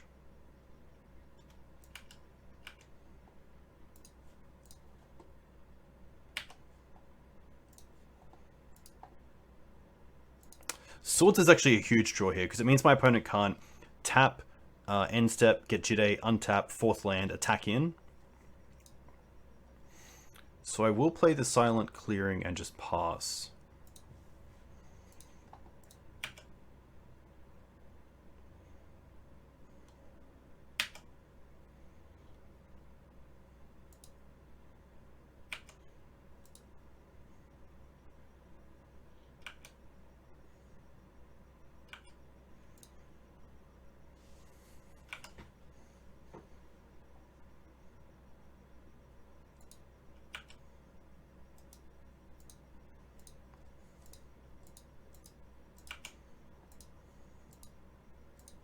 So I probably want to put the Spirit in if they attack before blocks, because if they equip to the Stoneforge and attack with the Stoneforge and I block with the Stoneforge, they don't have to activate Mum.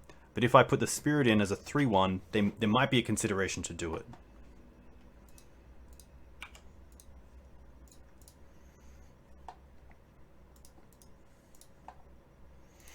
I'm also going to be a little bit hesitant here to play this Jide, so I'm actually just going to untap and get my own Vial up to 3.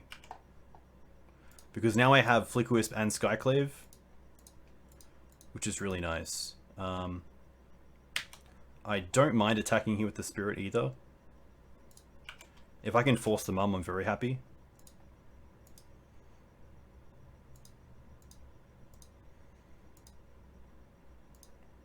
Oh, unless they have Thalia. Didn't think about that, especially main deck. Yeah, that's rough. Oh, their own spirit. Okay. Thalia would have been huge, let's be honest. Alright. These two trade, that's more than fine. Now I just want to hold up Jide and Swords to Plowshares.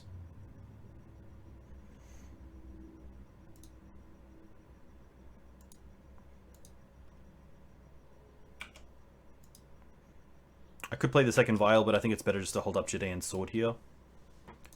Now that we have the Flickerwisps as well to hold it off, it's pretty nice.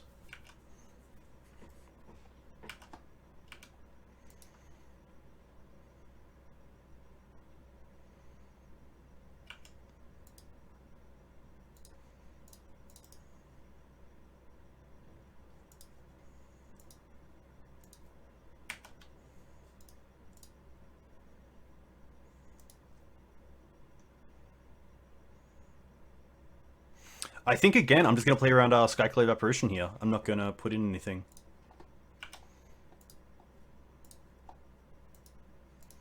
Port's pretty nice.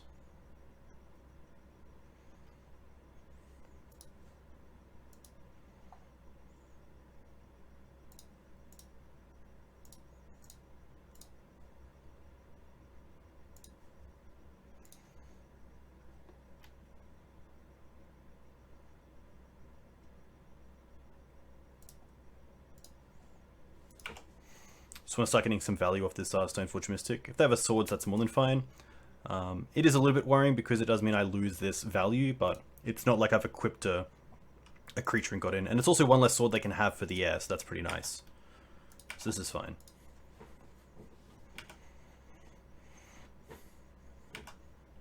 Two cards for my opponent. We know of Jide and one other card. I guess they get to draw a card now, so they'll be going up to 2 cards in Jide.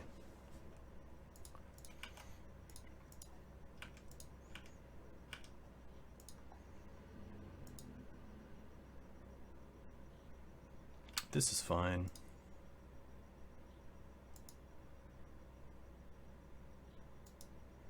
This is interesting. I kind of like keeping this one because it means that then I can hold up Swords and Umuzo's Jide, so I'm actually going to try to save this one. Means I don't have to draw into a land to be able to do this as well.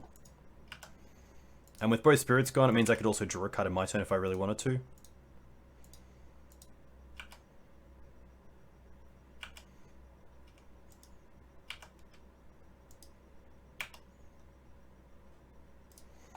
This can stay.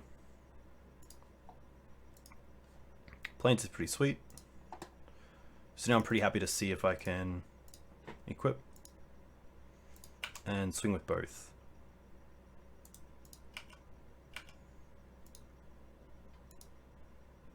They have another Swords, that's fine. They're down to 1 card, and I know it's Jide, so that's pretty awesome information. Knowing that, I could play the Vial here or draw a card with the Silent Clearing. And I think at this point, I really just want to keep this Silent Clearing up to try to draw a card. Because if I don't need to use the Swords next turn, I can just draw. I think Wasteland is much worse for my opponent than me having this. And this is getting tough for my opponent. They get 1 draw here to draw maybe like a Flickerwisp or some sort of stoppage for the Skyclave, because if they attack with Stoneforge here, I get to play Skyclave, take out the Jide. So there's a thought here to actually just activate the Skyclave now and take out the Jit. Because it means that they can't flicker it with like a recruit with a Flickerwisp. But it does give them all the information that I have. So this is actually a really interesting spot. I'm actually going to take a photo of this because I think this is a really tough spot. Because Skyclave as unknown information is really nice, but if I give them 1 draw to draw a Flickerwisp, it changes everything. And I think because of that, my best play is just to go for Skyclave here and take out the Jide. I don't want to play. I don't want to have to play around a Flickerwisp.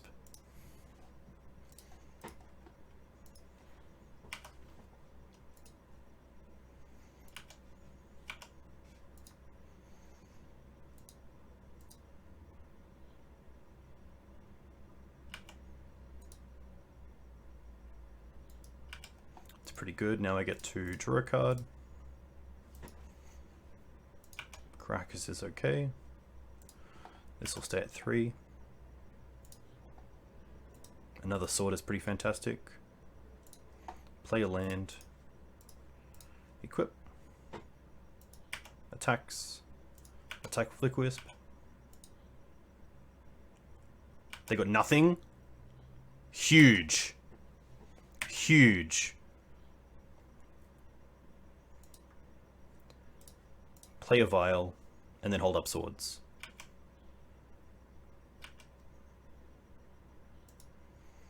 Activate on 2. I am going to get rid of Mum here. And then I'm just going to wait. They're going to need a pro, that's fine.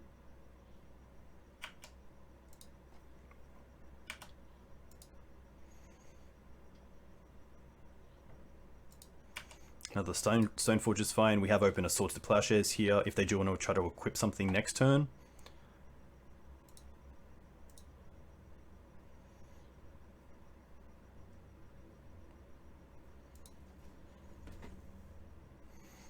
Probably getting Sword of Fire and Ice. I don't think Batterskull is what you really want here, but I could be wrong.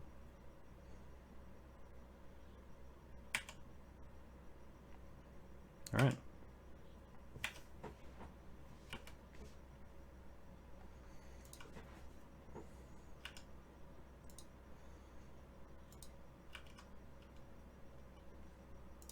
I'm just going to quickly get a paint and save this.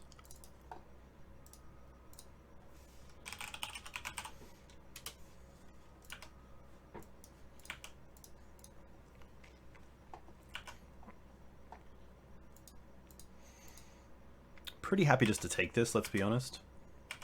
I don't want to use my swords here.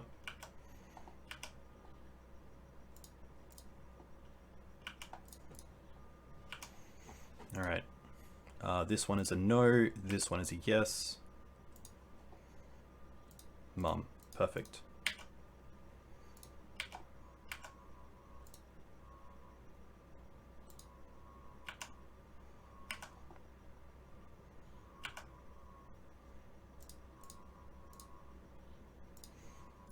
Skyclave. Pass.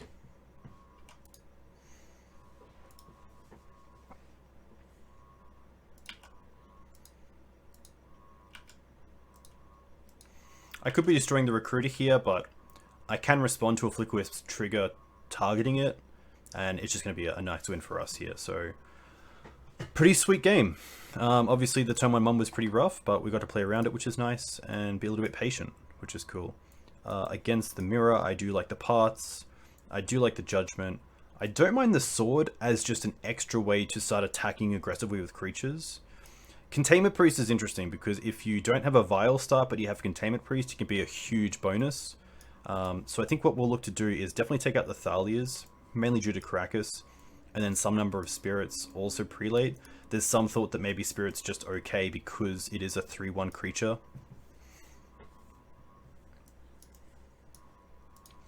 But that's 59, so maybe it is just keeping the Spirits in.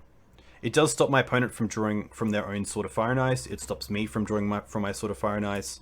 I am only playing the one Silent Clearing. I'm not too sure how many my opponent are playing, but it does stop, of course, those being drawn as well. But I think this is pretty good.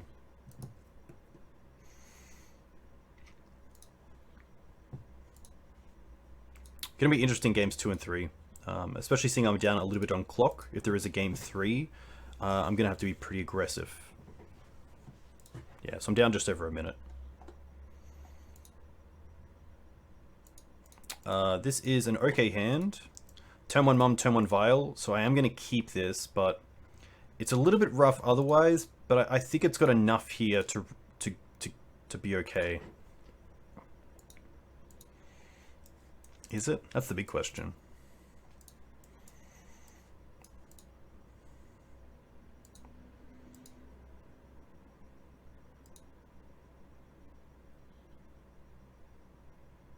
Turn 1 Port Vial. I don't want to put my Karakas into a wasteland. Then we have Mum. The swords are interesting. They're not great here. My opponent has kept 7. I'm going to keep this. I think just the strength of Vial and Mum is just really nice here. And if their players Wasteland Pass, I'm more than fine. If I draw a Plains here, we don't. I actually drew a second Karakas. So now I'm actually happy to go Karakas into Vial. Because if they were to Wasteland me when they haven't started on a Vial, I am more than happy for that.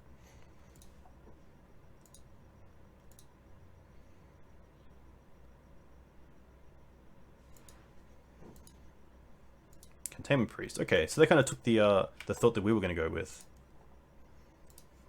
Wasteland. Interesting. I think here I'm happy just to go for Priest.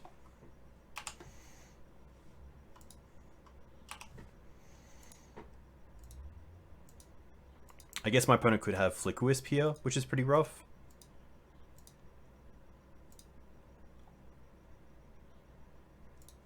I will tick this up though. Another Wasteland. Let's go Karakas into Mum. I do want to get this online. No great attacks either.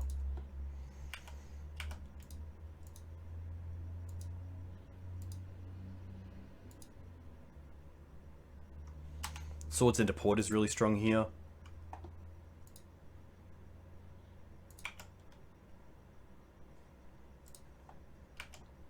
Keep us at 2.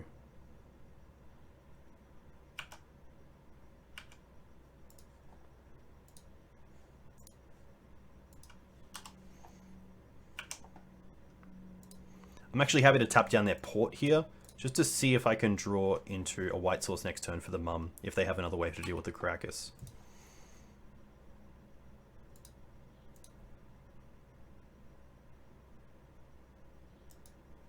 Skyclave's pretty good.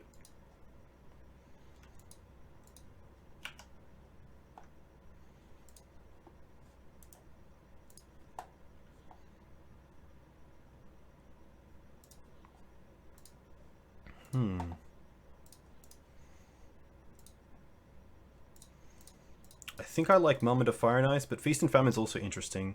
Because if I draw a land, I can attack maybe, and then equip back. It's going to be Sword. It just does a little bit too much. It makes them have to hold something back if they don't have an answer for the Mum.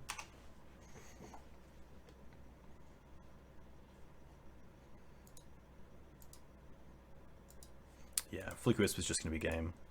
Unfortunately, I don't get the Mum back. Looking at how they boarded, I think I'm happy just sending back the same thing, to be fair. We don't have too much for the mirror, other than extra removal, so hopefully that's enough.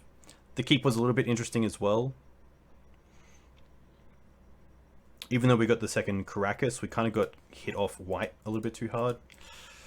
This is a lot of removal, but nothing much else. I'm going to mulligan this. Oh. Alright. I think it's just the Port here. And we just go with the 3 basics. But not looking great. Hitting a 5 that's... Hitting a 5 is just tough against my opponent who's kept 7.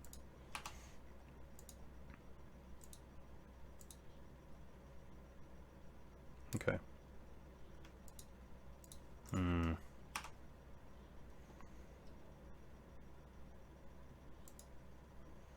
Especially Port here is really good. If they can go land into Port and just Port me, then it keeps me off Skyclave as well. Which I think is just the correct thing, especially seeing I haven't made a 2-drop. They're going to play a second Vial, which is really interesting.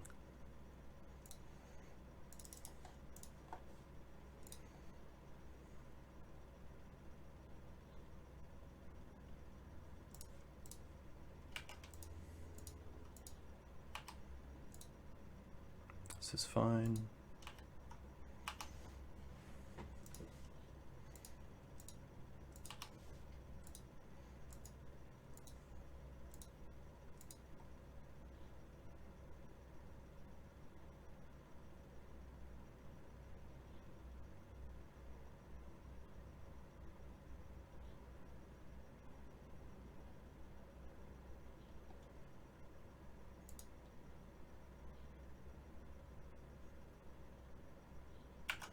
Okay.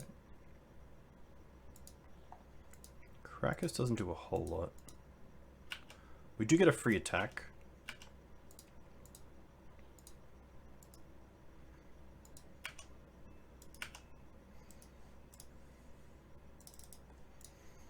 And then hopefully they don't have a swords here. Guess we'll see. Okay.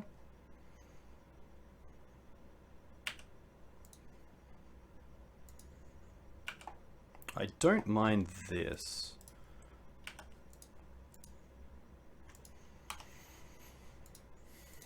I guess a Jide in here would be brutal, especially with the mum already out.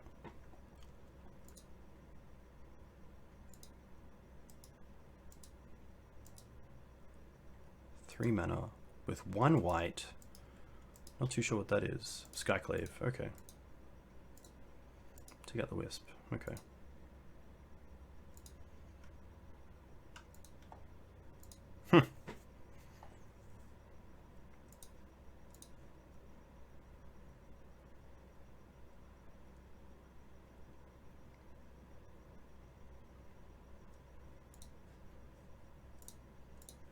I'm going to take them off the silent clearing because it can draw them into another card. The Karakas isn't relevant with the Thalias in my deck out now.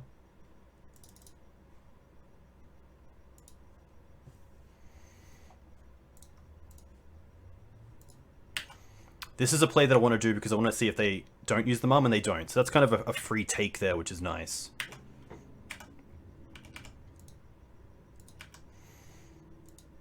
Because I don't think my opponent would put the mum in danger for just a 1/1.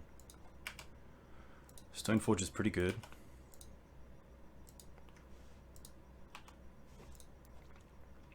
Now I really need removal. Vial doesn't do it. But Vial is better than nothing.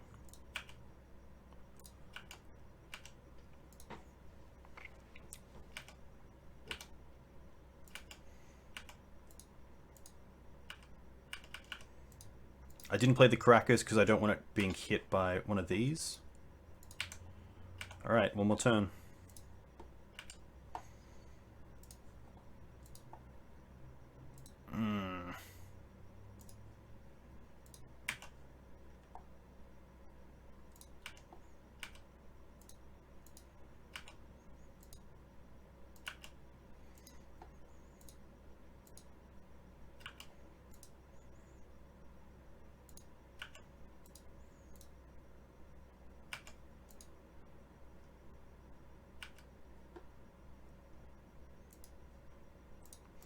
They didn't have a 4th land last time. I guess they do have the 2 mana here, so it doesn't really matter. They're gonna surely not flush something in. Interesting. They must have the land still.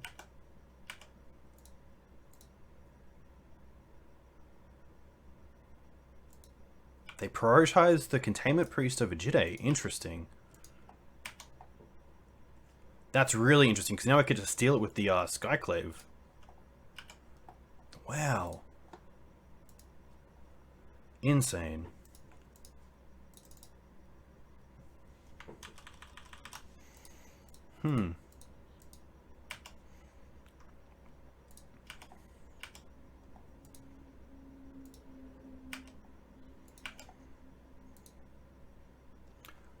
I can't flicker my own thing because of Containment Priest, so I have to go with my own Skyclave on Jide here.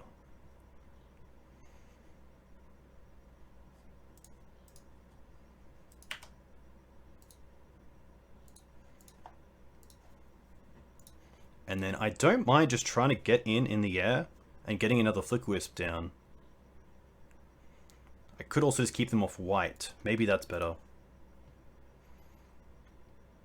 I don't mind mana pass. Because if they want to wasteland me, they can wasteland me.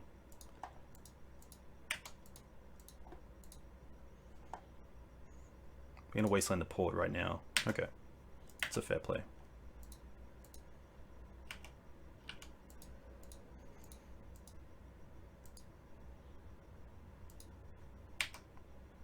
pretty good. Okay.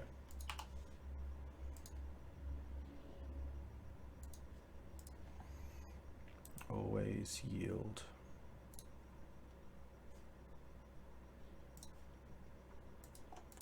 Nice.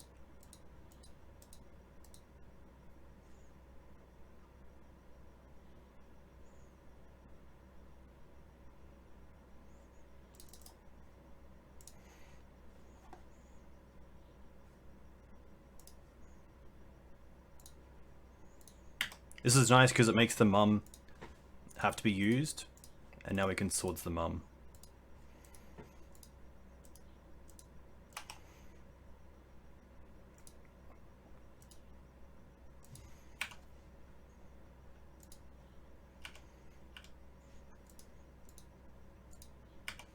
Another one, of course. Another one. Okay. Okay, opponent. I get it.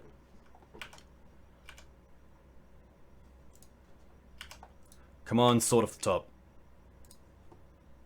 Oof.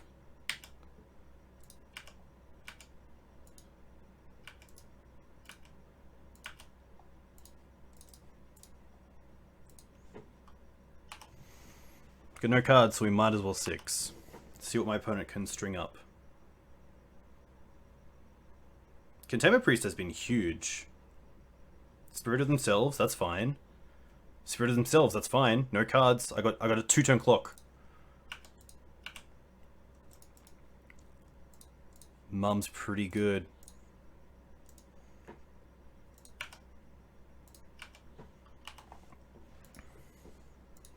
Does my opponent have an out with 4 mana, and I have a mum, and I can have 3 in the bin? I'm not sure what it is. Unless it's like Flickerwisp, take out the mum, and then doesn't come back because of Containment Priest? What's it going to be?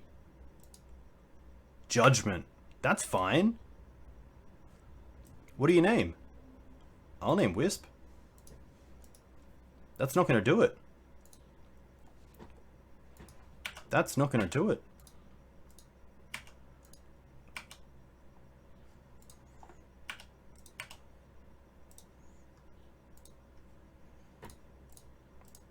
Pro white.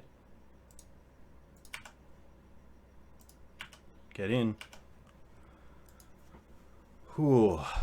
Very nice. Always nice to win the mirror, especially when it's recorded. If you saw a play there that I could have made differently, let me know. I'd love to, always love to improve. But hopefully that was okay. A little bit rusty, but we'll get there. Stay tuned for the 5th and final match soon. If you like this content, please sub.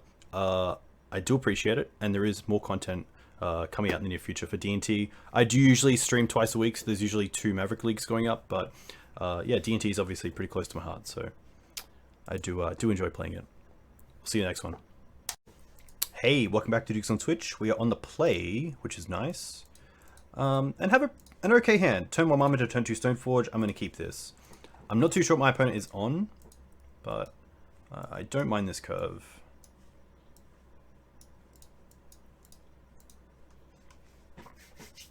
Opponent thinking about their 7. Also, let me know what you think of background music or no background music. I feel like for some people, it's just better just to have me and my voice and no background music, so you can choose your own music to play if you're wanting to listen to more than one thing at once. But yeah, I'd love to know if what it's like from a viewer experience. Thoughtseize. Probably just taking Stoneforge here. My hand otherwise is pretty crap. Let's be honest. With just the 1 land in hand, I do need to draw pretty hot here. I think Thalia is probably the best draw into another land. So this is interesting. I could play the Karakas, but it opens me up to Wasteland if this is something like Pox. I think I don't mind just giving away the information that I drew planes and just passing with this. I get the feeling this is going to be combo, but it could be like Blue-Black Shadow. It could be something a little bit fairer, but this mana base so far makes me think this is going to be some sort of combo deck. Probably Ant. Volky. Interesting. Okay.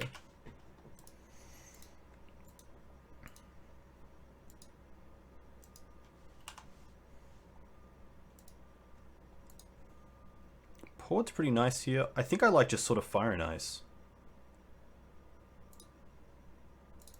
Could have played the Karakas to keep the Rishadan Port as unknown information, but see how this turns out. Pond is fine. So I'm going to assume this is probably BUG Shardless again, which will be a pretty interesting matchup.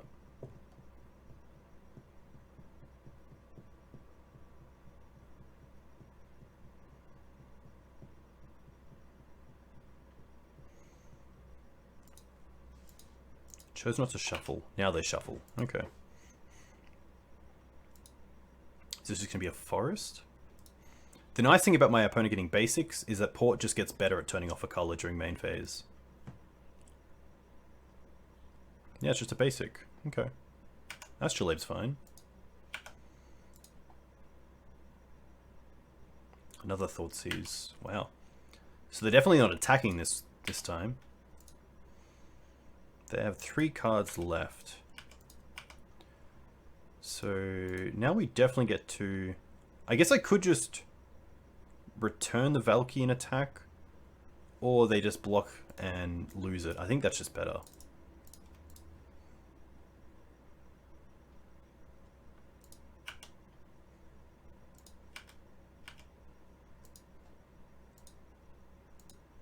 We get Recruiter back now. I'm going to play the Karakas and pass. They know about that card. Now I'm pretty happy just to tap down the Swamp, even though they have an Astrolabe.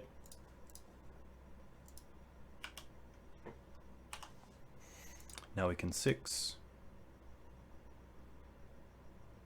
Sylvan Library's fine. No Fatal Push from my opponent. Interesting. I am going to play Thalia first. I have to think about, is anything off the sword that I draw going to be better than Thalia?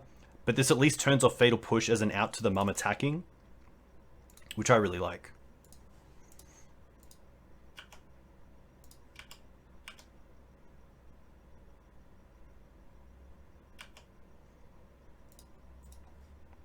I get to pressure their life total when they have an Astrolabe out. And here I either get to Port my opponent and hold up Karakas, or just play the Vial. And I think here I just want to hold up the Port. The Thalia is only so much better with Port working alongside it. So I think here again I just want to go after the black.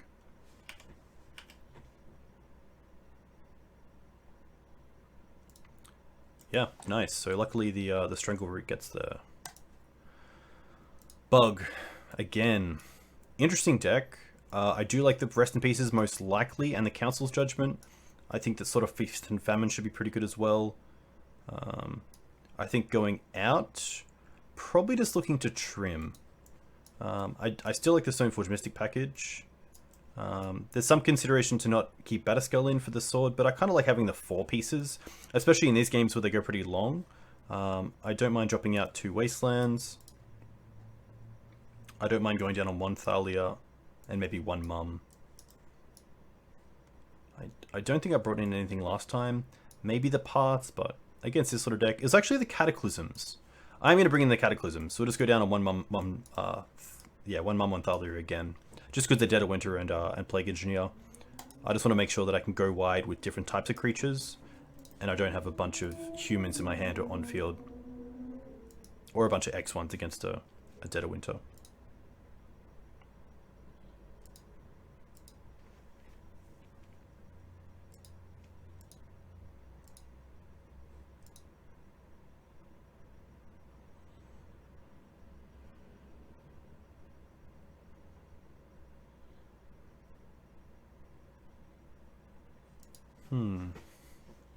I really want to see a Vial start.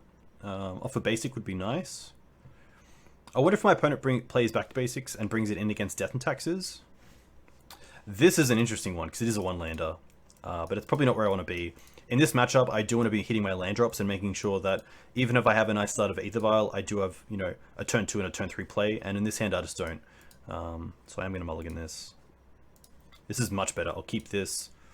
And what do I drop? That's the big question. I think it's going to be the Skyclave Apparition, because at least the Recruiter can go and get it, and then I can Flickerwisp it if I need to. And if my opponent Thought seizes me, yeah. I think it's the Skyclave. It could be the Wisp. It works in both ways. It's gonna be the Wisp. I like that. This is actually interesting. I think based on my deck list, because I have a 4-3 split, if they take the Skyclave, I only have 2 left. But if they take the Recruiter or Flickerwisp, you know, I only have X amount of Recruiters. But I think it actually is a Flickerwisp based on that I have 3 left in the deck. Sorry. It is the Skyclave based on that I actually want 2 in the deck to find, and not just 1 if 1 gets Thought Seized. And if Flickerwisp goes, we still have 3 in the deck, so not too bad. Alright, pass from my opponent. Turn 1, Vial. The Fair Man's Astrolabe. All fair persons, let's be fair. Fetch first. Fetch second. Probably just Abrupt Decay here. They'll have to get a Jewel though, if they want to Abrupt Decay. Which is interesting. You don't see Snow decks go for Jewels early too often. Yeah, I think my opponent... Yeah, I guess they could have done it the other way around to get basics, but they did not.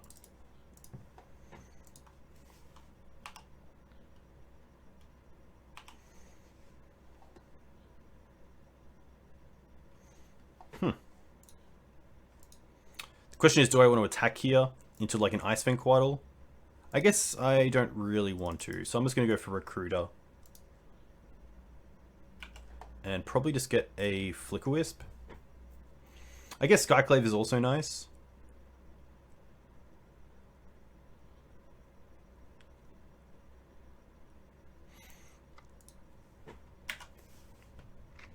It feels weird not attacking, but I don't really want to attack into an Ice Fang.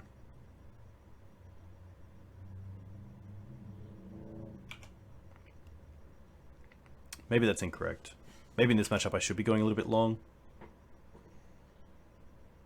Okay, well thankfully they had it, so at least my plan worked out. A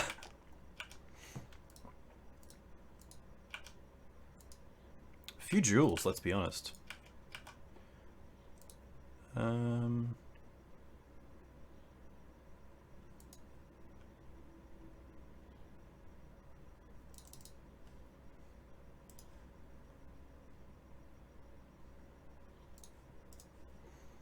Don't mind Flicker Recruiter, just to keep the value going. If they have a removal spell, that's more than fine.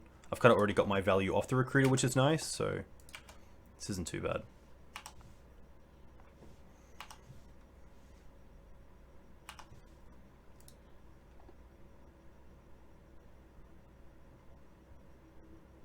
Dead Winter's pretty good.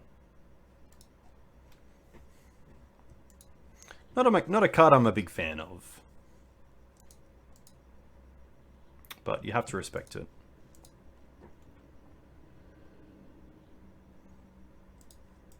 Okay, okay.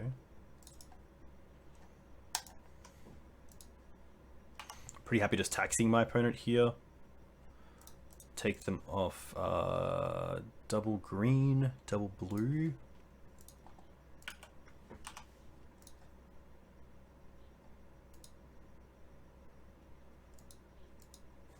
Ponder's fine. Let's see what they find.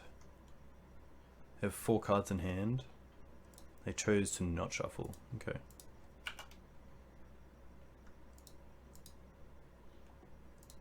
Huh.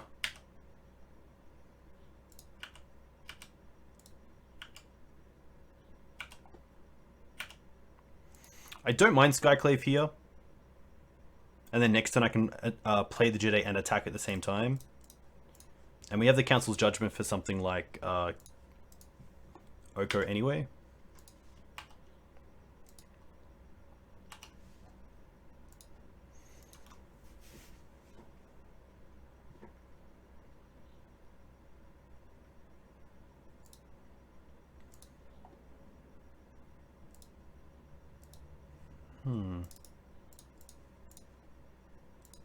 I think we just get the chain going again with Flickerwisp.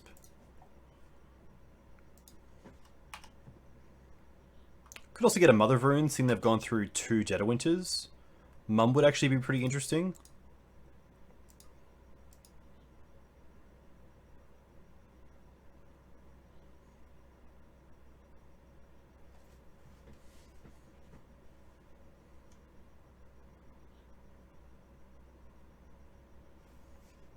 Opponent actually in a lot of duels, so maybe I will bring these Wastelands back in. Stoneforge.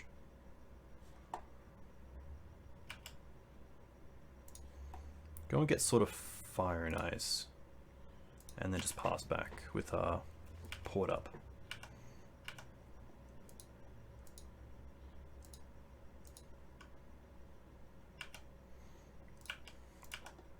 This is fine. Take you off a Bayou. That's second black. Makes them fetch if they need another black.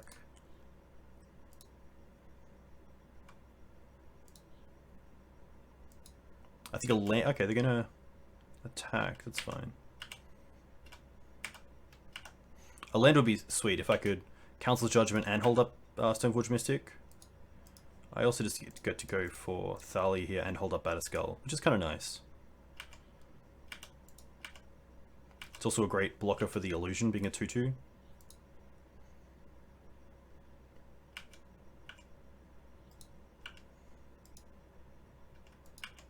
Nothing from my opponent.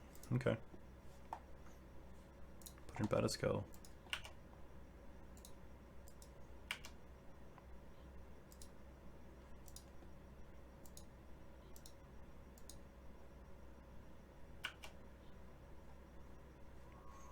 I don't mind an attack like this. And then reset the Batterskull with Flickerwisp. Fatal Push.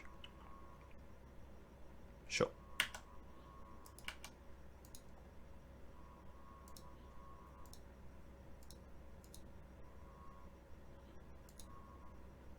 Interesting. Keeping the Ice Fang back.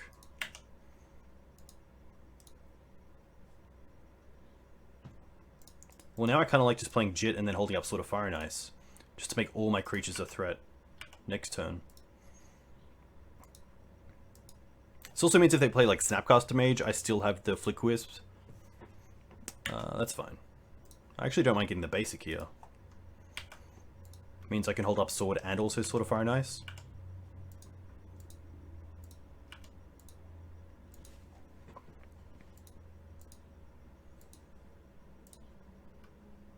Decay, Winter, Fatal Push, Trophy. Okay.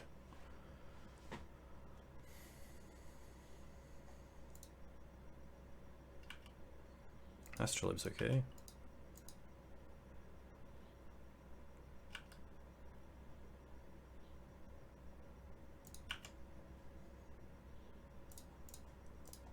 Sword Ice Fang. Put in Sword.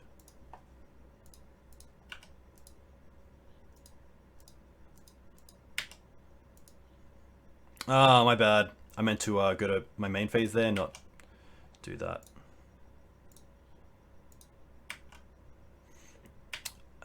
Yeah, that was a massive mistake. I could even just use 2 mana to equip. I don't mind taking my opponent off black. They do have the Astrolabe, which is a little bit rough, but...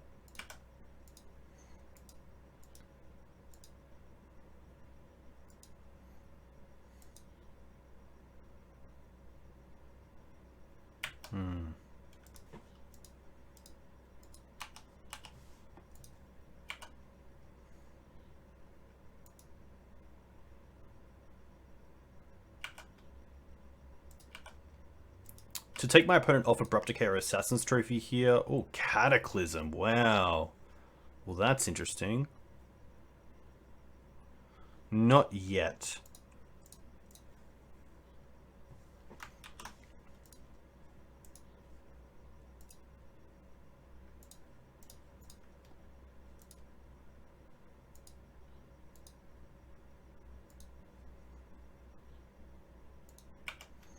They're going to fetch now.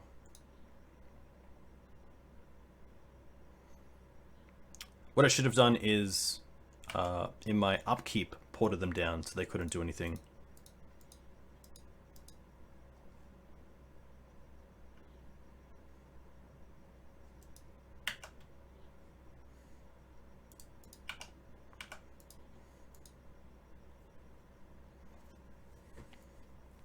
I should put a stop in for next time.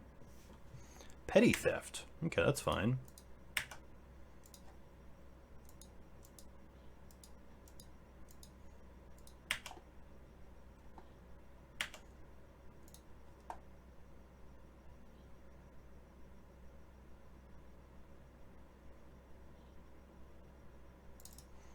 I don't mind just equipping the recruiter with Jide and then holding up one port.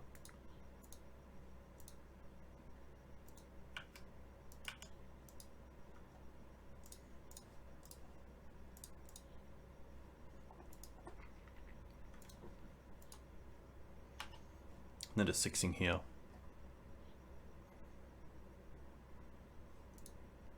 Shardless into Ice Fang. Okay.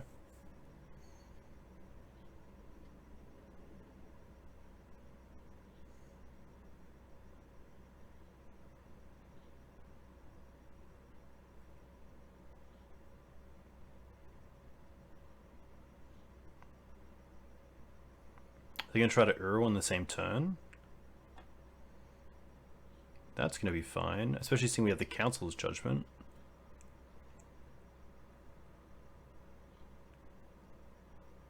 I wonder how many lands my opponent actually has left in the deck. That would be very interesting to know.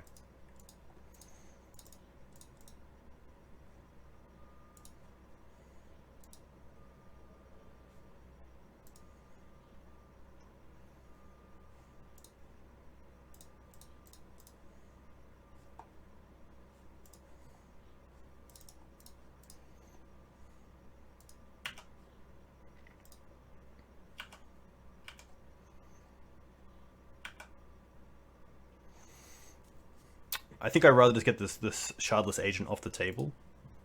And then I have the Jide to answer the Ice Fang. If I draw lands, I'm actually pretty happy, especially seeing this Cataclysm for later on.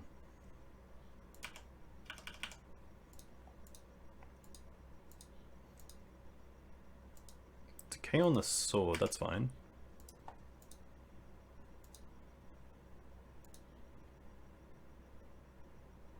Oko's okay.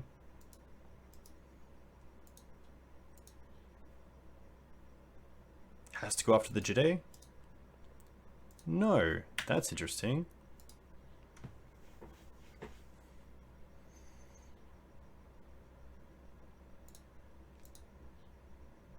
Library's okay.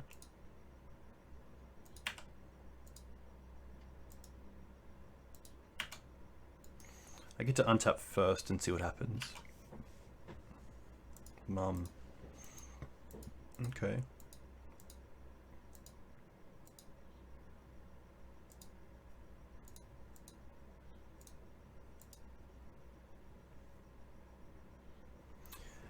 Interesting. So what I could do is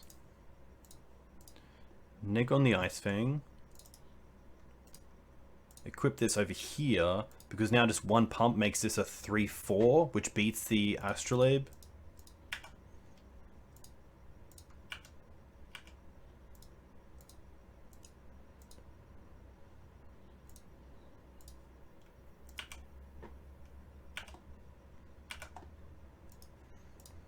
Play Mum, and probably just pass here. I could go Flickerwisp onto Recruiter, which is interesting. Maybe that's better. Just to get another creature on the field. I am going to do that. But am I going to play the Plains? I don't think I am. I am going to hold it for Cataclysm.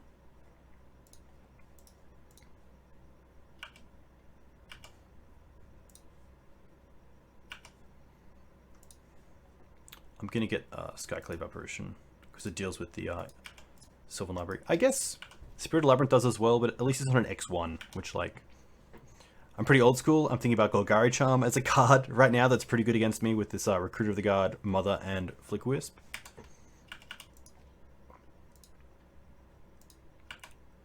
Shardless Brainstorm? Okay.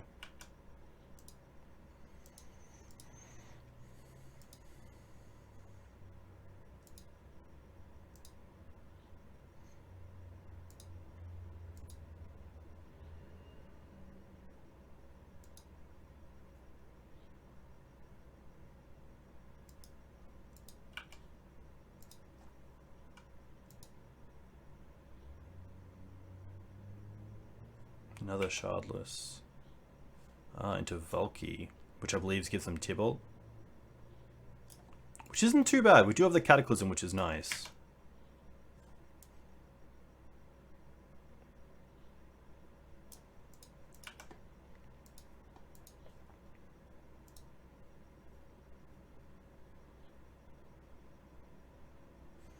So here, I'm just going to get rid of a Shardless Agent.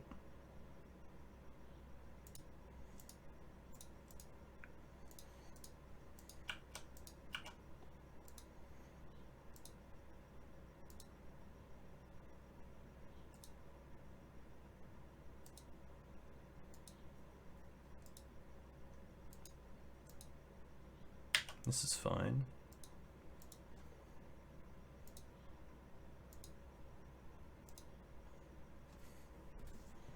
This Cataclysm is going to be real spicy.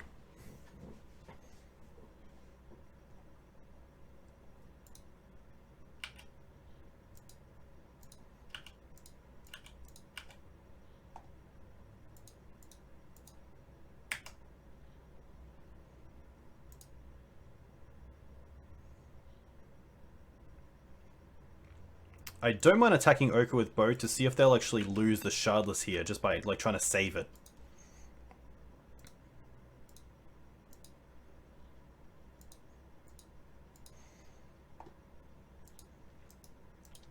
Because now I get to go float all my mana, Cataclysm, Skyclave away the Sylvan Library, and we're in a pretty good spot. Oh, they're gonna let it through. That's kind of sad.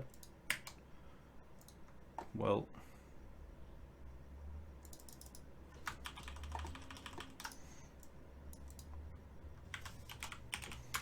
for research, let's do this.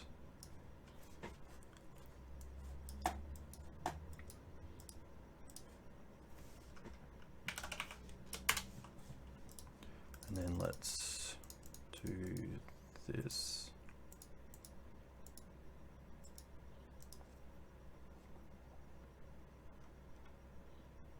I have a force. Okay. Well then let's go with Skyclave. Take out your library. Land. Mum.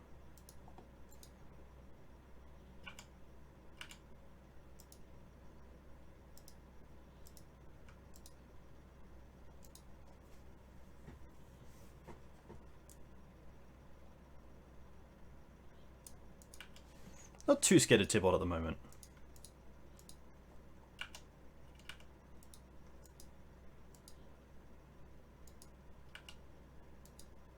Misty and Flickerwisp. Flickerwisp is pretty cool.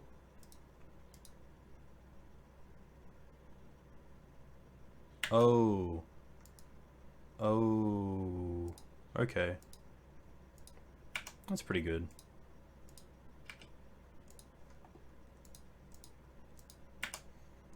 Pretty happy to block here like this. They do get a 2/2 from this, but I think that's okay.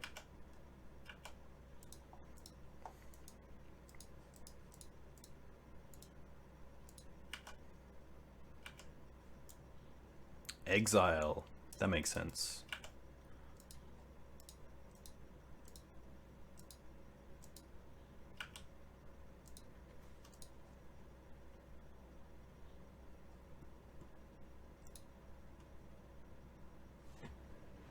What's next? Cryptogiday. Okay. Recruiter, Flickerwisp. There's a few good draws here.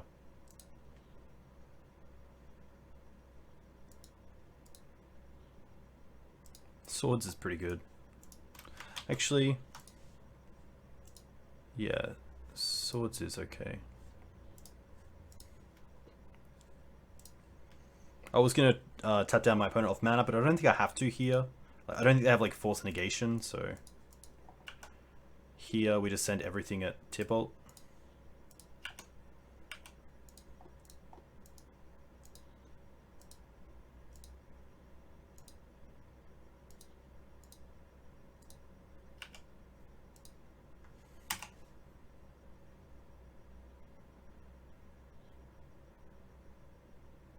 Another petty theft.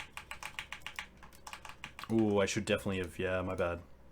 That's why you don't 6 sometimes.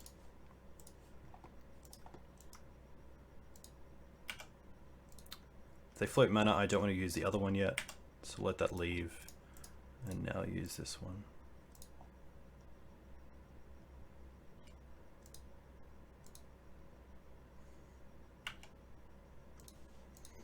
That's fine.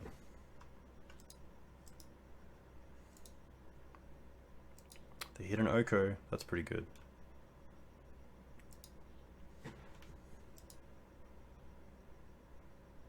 I'm happy they didn't use my snow-covered plains to play the Astrolabe. That would have been a real cut deep.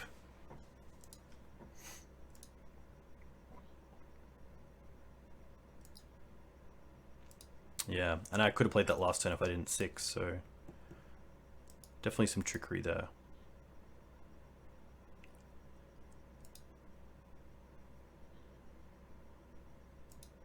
And the Oko.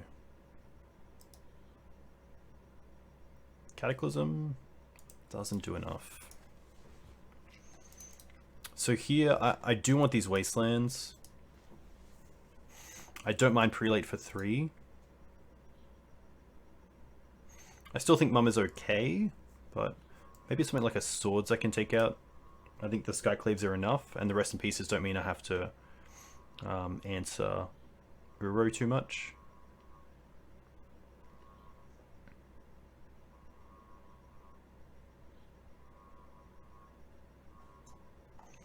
This is interesting because on the play I don't mind the Thalias. They do a little bit more than what I usually get. It might just be cutting one Wasteland. I do like the third, seeing how many jewels they have. This is a pretty good hand. I'll keep this. Turn 1 Vial, turn 2 Vial, or turn 2 Thalia, depending on what I draw.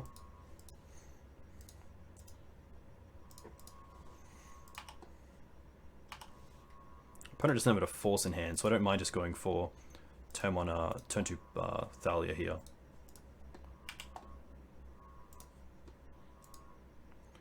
Port's also pretty nice. I actually like Port here more. Wow.